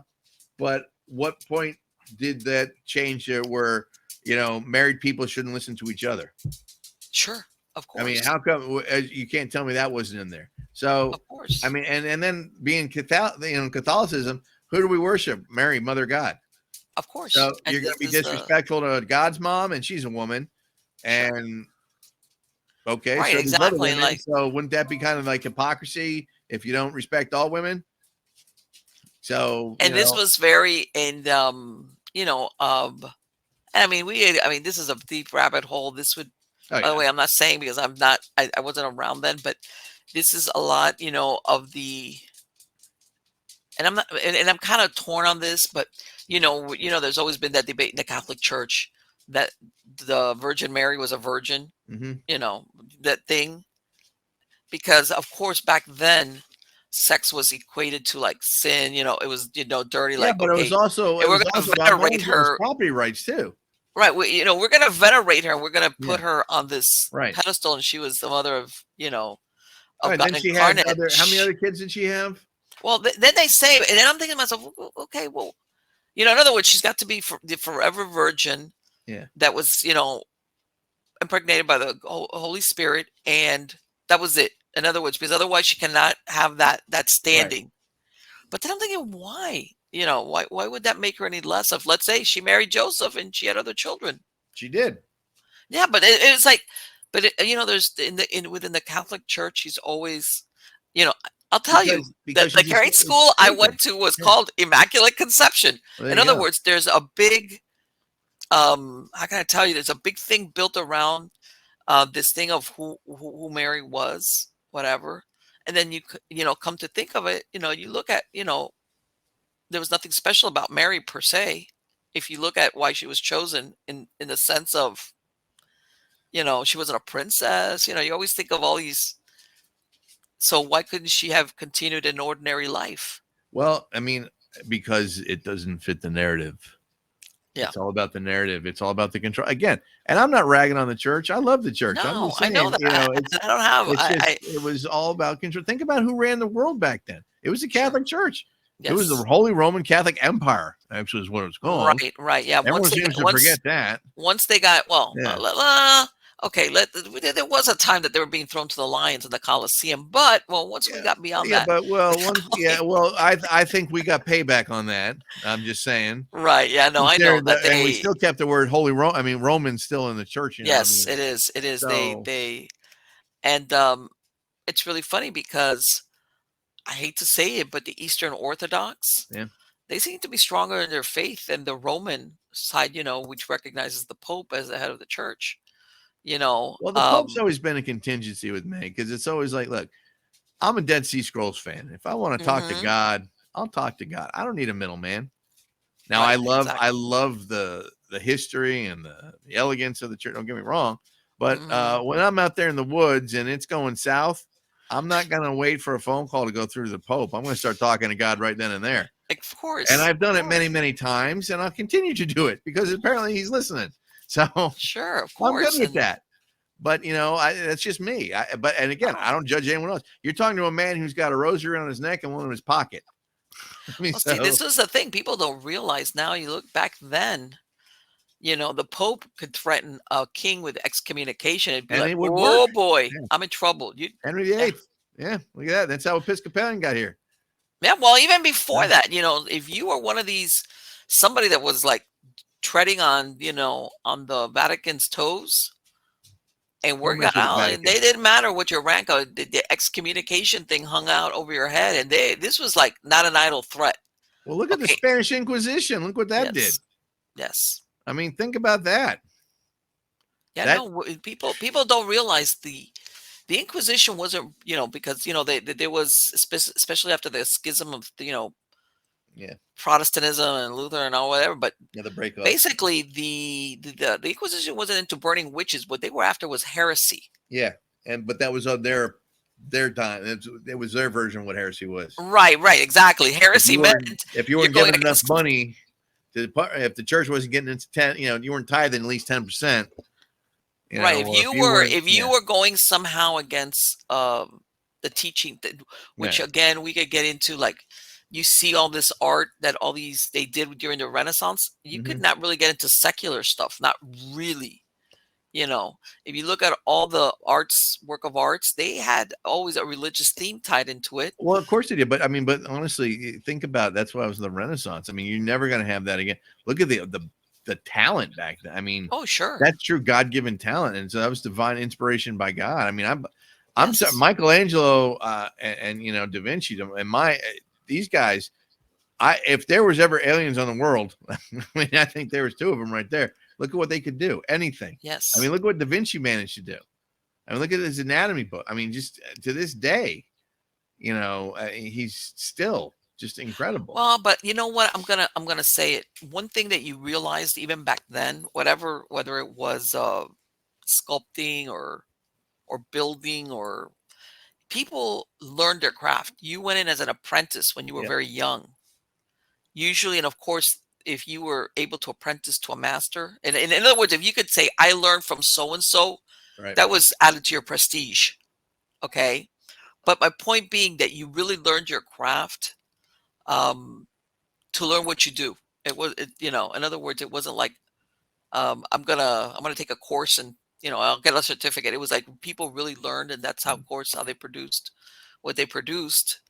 Because, and of course, I'm sure you had to be passionate about it. But yeah, it was but at the same time, you also see like from what I understand, these people that all these artists that they had to make money. Even if they patronage was how they Mhm. basically were paid. And they almost had, like, from what I understand, certain paintings that were like half finished, and it's like, I'll just fill it in with, let's say, if my next patron wants a picture of his wife or his sister or his daughter, you know what I'm saying? Yeah.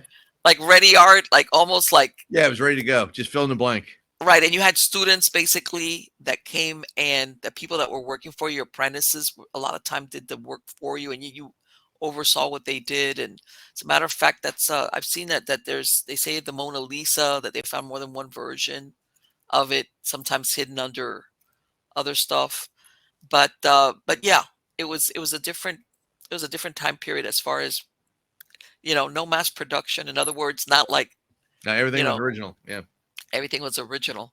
And yeah, I guess we've gone nostalgic beyond the 70s or 80s. We've gone all the way back to the Renaissance, We're hitting the Chris. Renaissance. we're, we're This we're show does nostalgic about everything, the Marlene. Renaissance. We cover everything in this show. Let me tell you that everything would have been great, except when you get hit by the plague or the yellow fever, and then it'd be like, man, no air conditioning. It's like, take me back. I want to go back No into the hot 21st water. century. Uh, Yeah, we're wimps. I'm sorry. I'm I'll sorry. admit I'm a wimp. I'm I a like wimp. I like my bathroom. I like an indoor bathroom. I'm sorry. Exactly. Exactly. And climate control. Yep. Yeah. Yeah. Yeah. Yeah. Gotta have some Oh, AC. yeah. Exactly. And AC. Anybody that's been a Floridian knows what the AC is Oh, that about. once you go through a hurricane with 2 weeks no AC and no refrigeration, And you that'll make a know. believer out of you. It's like, yeah, you know what? You know, have you ever seen these people that say, oh, they play the video games or all these Yeah. worlds where, or steampunk, and it's like, yeah, that's great in theory, but not in practice. Sorry. Well, and then people tend to stink after not bathing, and people forget that. Oh, sure. And, it's the other thing. It's like I remember having to go down to I remember my apartment would get so hot after losing electricity after a hurricane. Hmm. I think Hurricane Charlie is what did it, and I would Okay. go sit in my Mustang with the AC on Yeah, it'd be and like, just man, drive anything. around to get cold, Yes. and then Yeah. go home, go to bed. Yeah. People don't realize, but that'll like, back then you didn't know about it, in these years, or whatever, because you didn't know about it. And, it's like, whatever, what you don't know about, you don't miss. But once Yeah, you get a taste of it, yeah. forget. Well, if you get a taste of air conditioning or heat, you like it. Yeah. Or, hey, plumbing, indoor plumbing. That's a good Indoor one plumbing is too. a fabulous idea. I love it. And it's great. It is It's great. fabulous. I remember one time I had a friend of mine who, and this was like in the 90s, and they went to Colombia, to the major city. It wasn't like, hey, we're out. Yeah. They had no hot water. They were staying in a Yeah. hotel, but it had no hot water. They were telling me how they had to, like, okay, and they're like, I gotta bathe every day, like normal stuff. And it was like, okay, I gotta brace myself. I gotta brace myself so I could take a cold water shower. But it was like, and this was in a hotel. This wasn't like, hey, I'm Yeah. staying up on the mountain. We take that for granted sometimes. I'm thinking in this country You know where, what's like, really you turn sad though, on the tap. Marlene, is on the flip side of that. Like it's real easy for me to go mountain man. Like Uh-huh. after the first day, I'm good. Like once the Uh, beard starts coming in no. and I'm out there in those sticks in the woods, I don't care.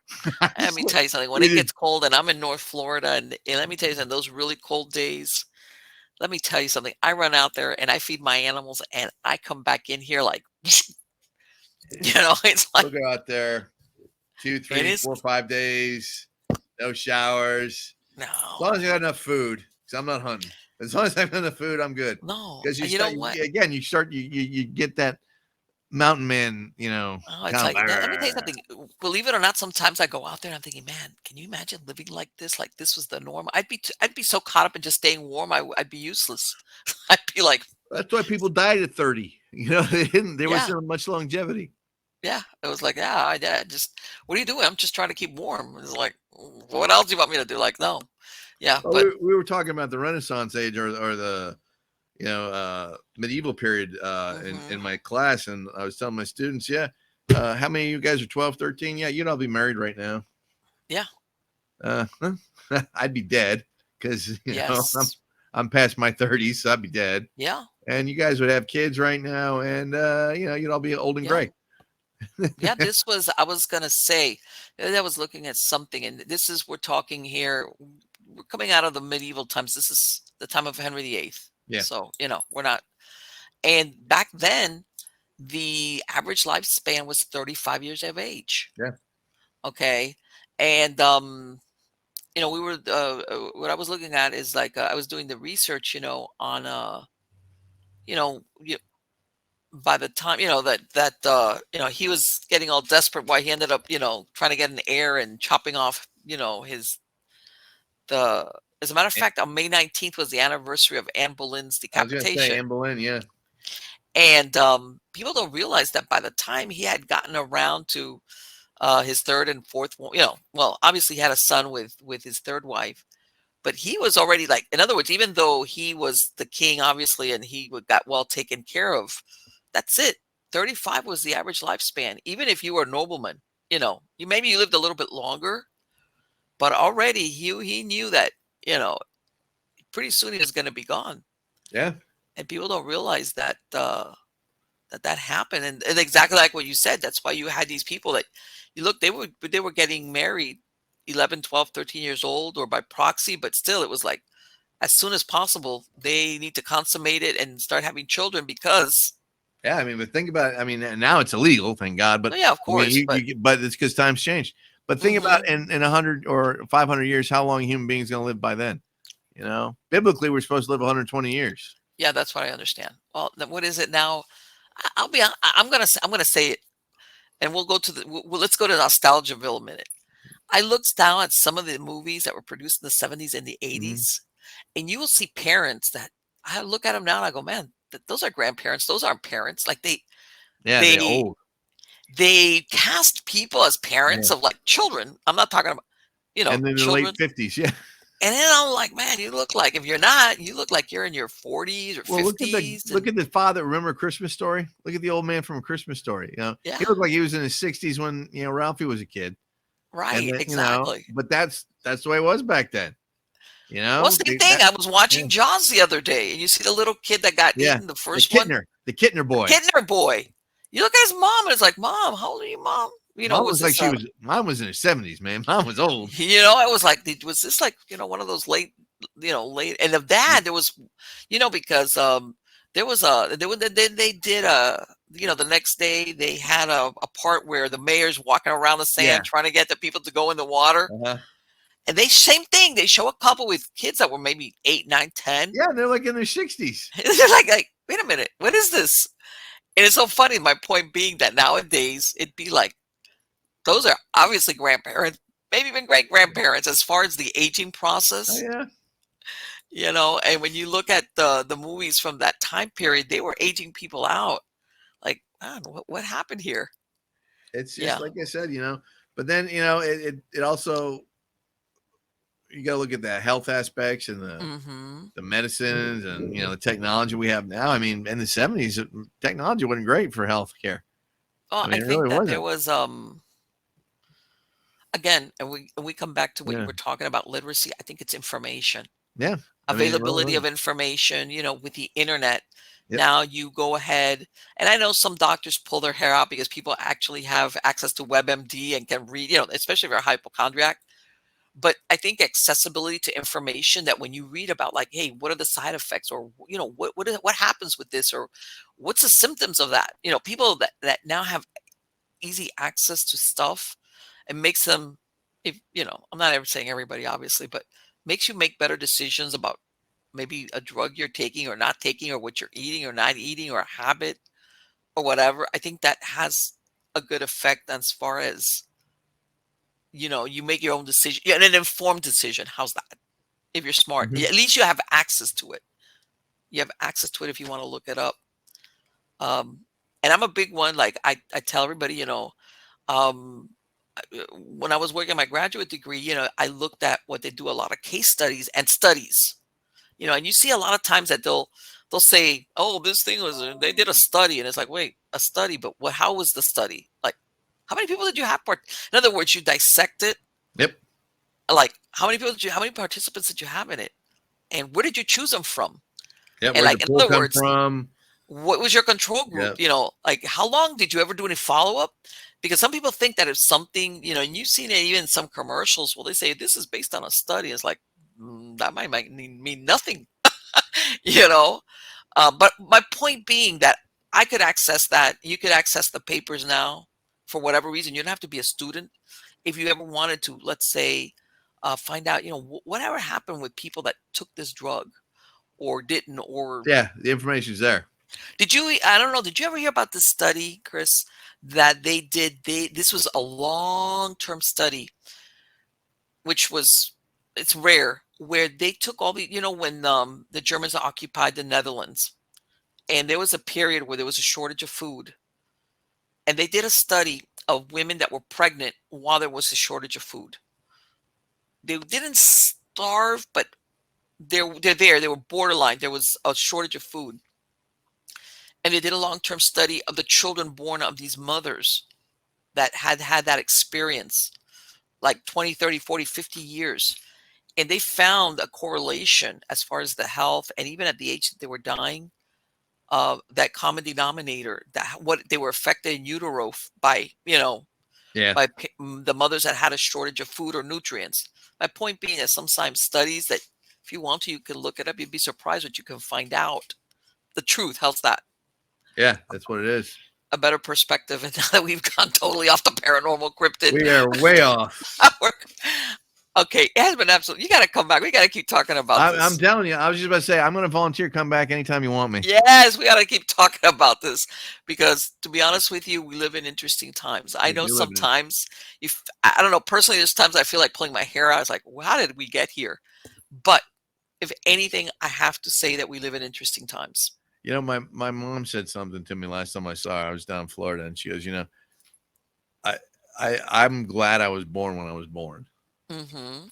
And I thought to myself, that's kind of weird. Why would you? And then I started thinking, my mom was born in 1950. Mm-hmm. 1957 was the highest satisfaction rate for every American, Right. and she lived to see, the Cold War, all this other stuff. But I think of how things are so different from when I was a kid. I can't imagine Sure. how like my mom feels because it's like all this different stuff. Like my mom's computer savvy. I mean, she's Mm-hmm. very educated, brilliant, most brilliant woman I've ever met. My mom is just there's nothing my mom couldn't do. My mom, when she was working, she was a psych nurse, and the doctors would bring her papers to read, and she'd give her respect. I mean, she was just brilliant. She had the number one scores at her class for the state when she became a nurse. And it's so my mom's very very intelligent. In fact, anything good in me came from my mom. Oh I'll my be the God, first to say that. you got to send And her. I'm going to send you the thing, and you can say, "Mom, look." okay, yeah, you send You it want to get brownie points with your to mom? and Not that you need yeah. any. Believe me, I Well, know it but doesn't. I mean, it's just like, but I listen to what she says sometimes, and my stepdad Frankie, and it's just like the older I get, I realize how much wisdom Sure. age brings, and it's like I start thinking to myself, like I was thinking today, I was like, I don't know if I'd want to be a kid today, Oh, and I love being, what's the word I'm looking for? Uh, I guess I like being a kid. I'm a big kid. I'm a kid with a driver's right. license. I've been described as a large toddler before by coworkers. So, Yeah, but I'm responsible and I do what I'm supposed to. But I sure. mean, I still like to have a good time, and I don't think we need to be grown up You all know the time. what? And I tell everybody, I remember as a kid and even up to a teenager going out on Halloween and you'd see Mhm. scores of people Yeah, out on how now try that. Everything yeah, is controlled. They have like little places where you take your kid, right. but you don't hardly ever see anybody But on the streets trick or treating, but any yeah. age. What's the point about being an adult if you can't be childish every once in a while? I mean, Right. And I tell my kids, well, my kids, no, I have to say that my kids, there was still trick or treating going on, right. but it's like, it was like some of the stuff has evaporated.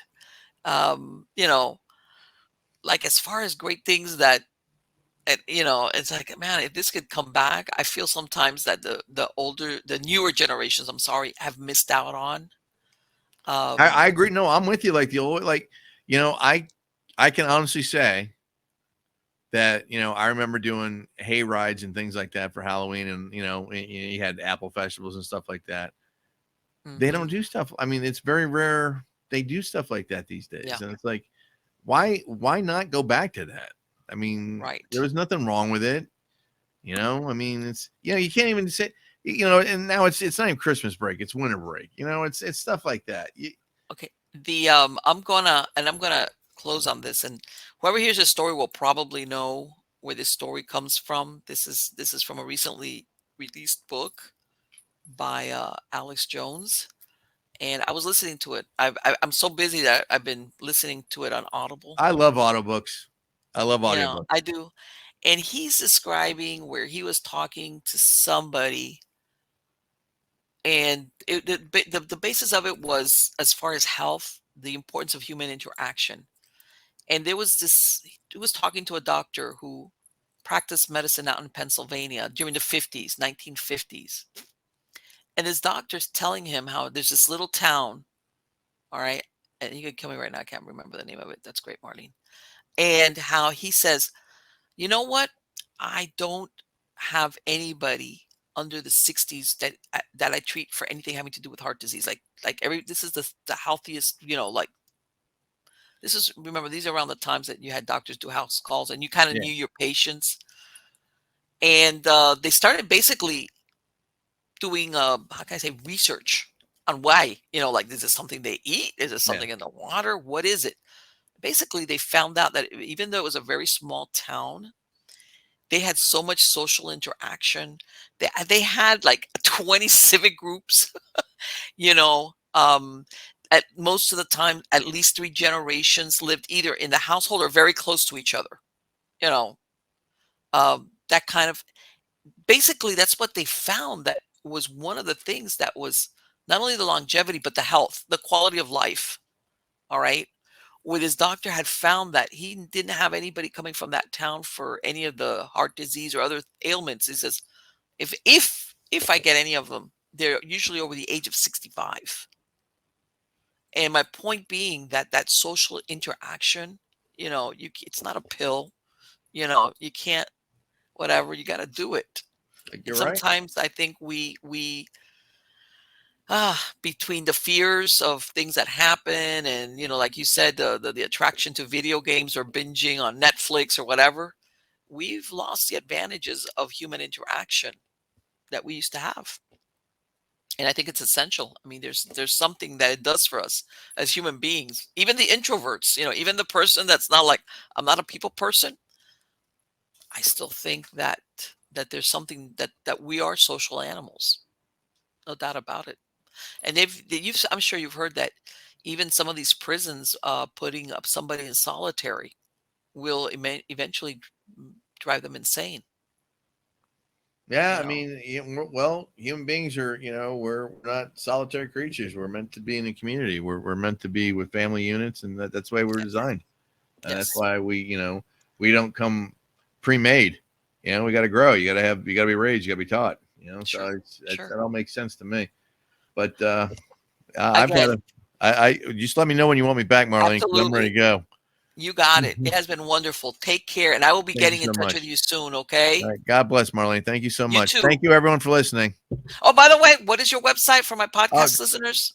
you know what? It's just cryptidguide.com or American Cryptid and Paranormal Society.com. You Real got easy. it. If you guys could get me on Instagram or Twitter. You know what, Marlene, real quick. For some Yes. reason, about 6 months ago, we lost our Twitter account. We just lost it. Really? Like it just disappeared. It vanished. I have no idea why. I've never got an excuse. So we had to start over. So we're trying to rebuild our Twitter base and our Okay. Instagram base up. So if you guys could link and subscribe to our Twitter and Instagram, I'd appreciate it. But I have had a blast, What Marlene. are You you? are What are you awesome. on Twitter? Is it the Cryptid guy on Twitter?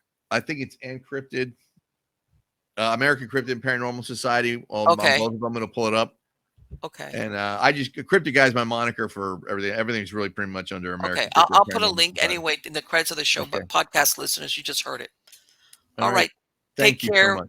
Bye bye. Bye. Okay. This has been what a great. I hadn't talked to him in a couple of years. I'm telling you, so many things have changed in the space of the last 3 years. I'm telling you, even before we started rolling, he was telling me, I said, well, what have you been up to? And, he's telling me, oh, I'm going to do these cons and all these things that, that went on the back burner or disappeared in some cases during this COVID stuff, this craziness. All this stuff is starting to come back. And, the cons or the investigations. I mean, let's face it, there's a lot of parks that even during COVID, you couldn't even go there. Even you're going to be by yourself, you still couldn't go in there.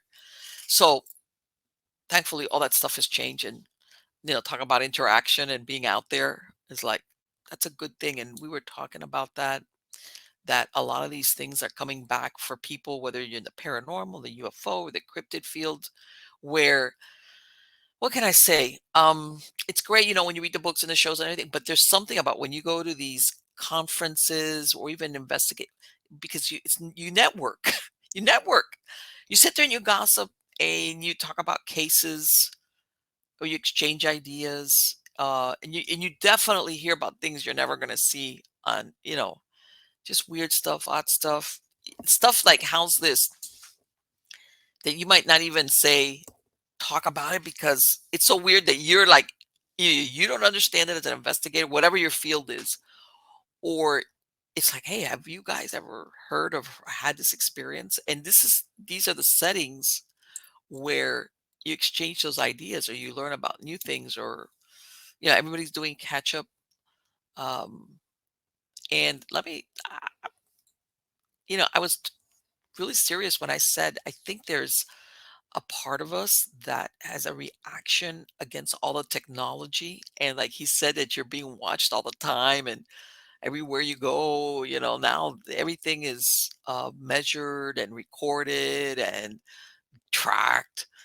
Um, that a lot of us yearn for the mystery, the romance of mystery, as in not that. By this, I don't mean making things up. I'm talking about stuff that it's like not defined, something that still has to be looked for or searched for, discovered. Um, I think that part of which, by the way, is how human beings. Don't get me wrong. I like science. I believe in science. All right, but science is not everything. All right, the human soul and what makes us human, like he was saying that, our intelligence or whatever, our opposable thumbs maybe saved our butt. But science is great and we've invented or discovered certain things scientifically, but there's another part of us in the world. I'm not even going to say humans and the world altogether, which where we cannot put science as the end all be all of everything. Okay, there has to be like a balance between these things. And I think at a soul level, here we go. I think that we yearn for that. And that's why, despite all these advances and everything that we encounter, and everybody like posting, just about every picture I see of everybody, they've got one of these going, yeah, one of those. Okay, part of us is like, I don't want that. I want to go and, you know, why do you think people do legend tripping? I mean, I know, yes, I know sometimes people go out there because they're recording stuff, but there's a lot of people that go legend tripping just for the adventure, for the discovery, the mystery. What is that? Oh, because not every, I don't know, how can I say this? If there were no mysteries, if everything was explained, if everything was finite or like that's it, that's all there is to it, and that's it, and we know it from A to Z, it'd be boring. I think that all humans, some more than other, but I'm going to say collective, humans are explorers. Humans yearn to discover, to go beyond what's known. Always, of course, with the promise that there's something else. And when something's finite or discovered, like, yeah, we know that there's nothing, whatever. It's kind of like, you mean that's it? What? And I think it's a backlash against all this progress. It's progress, but technology where, and I want to, part of it is where it's almost like everything is defined for you and controlled for you. And I think as human beings, that's not good for us. And I don't think that's really what we want. Yes, it facilitates life and some, this is great. You get a flat tire, or it's great. Like, something happens and you got to call somebody and say, look, I'm running late, or hey, where are you? This is wonderful. Okay. But there's times where this is not wonderful. All right. And we're kind of held captive to it. And we need to live life like, I'm going to put you in my back pocket. And unless it's something, I don't want to use you. I don't want to be taking a picture of myself and, everything, or the food I'm going to eat either. It's like, come on. You know, um, I think that there's a part of us that's rebellious about that, because technology and science and everything, that is not everything. That should not be everything for humans or the structure of our lives or our society. It has a part. It has a part there, but there should always be that unknown part. Like they say, how much of the oceans in the world are unexplored. We don't know. I think that's fascinating. Because everybody's like, oh, let's go into outer space. That's great. Elon's off to Mars. That's great. But there's so much here, even on planet Earth, that is yet to be discovered or found or verified, blah, blah, blah, blah. And I think to be honest with you, I think that's what's put us, how can I say, of all the animals that I know of, besides us, I'm going to throw us into the animal kingdom there. We're the ones that yearn to go beyond what we have. Most animals, whether it's because of their instincts or they just exist within what they have. They don't, they're not off to, you know, go and discover something or find, discover a new mountain or go whatever. It's like they exist in the moment. Whatever their habitat is, whatever their circumstances are, that's it. They don't go beyond that. And we're the ones that do. We're the explorers, we're the discoverers. Yeah, yeah, yeah. I think that's really what makes, like, that's what I told them. We do live in interesting times, very interesting times. Perplexing, yeah, very interesting. So again, guys, please go to mppellicer.com, miamighostchronicles.com. Again, I have links to videos, to podcasts, to my Substack newsletter. Everything's on there. And again, the newsletter goes out about 2 or 3 times a week. And I have links to podcasts, older videos, articles, interesting stuff, giveaways, etc., etc., etc. So till next time, again, thank you for spending this time with me. You are all wonderful. Take care.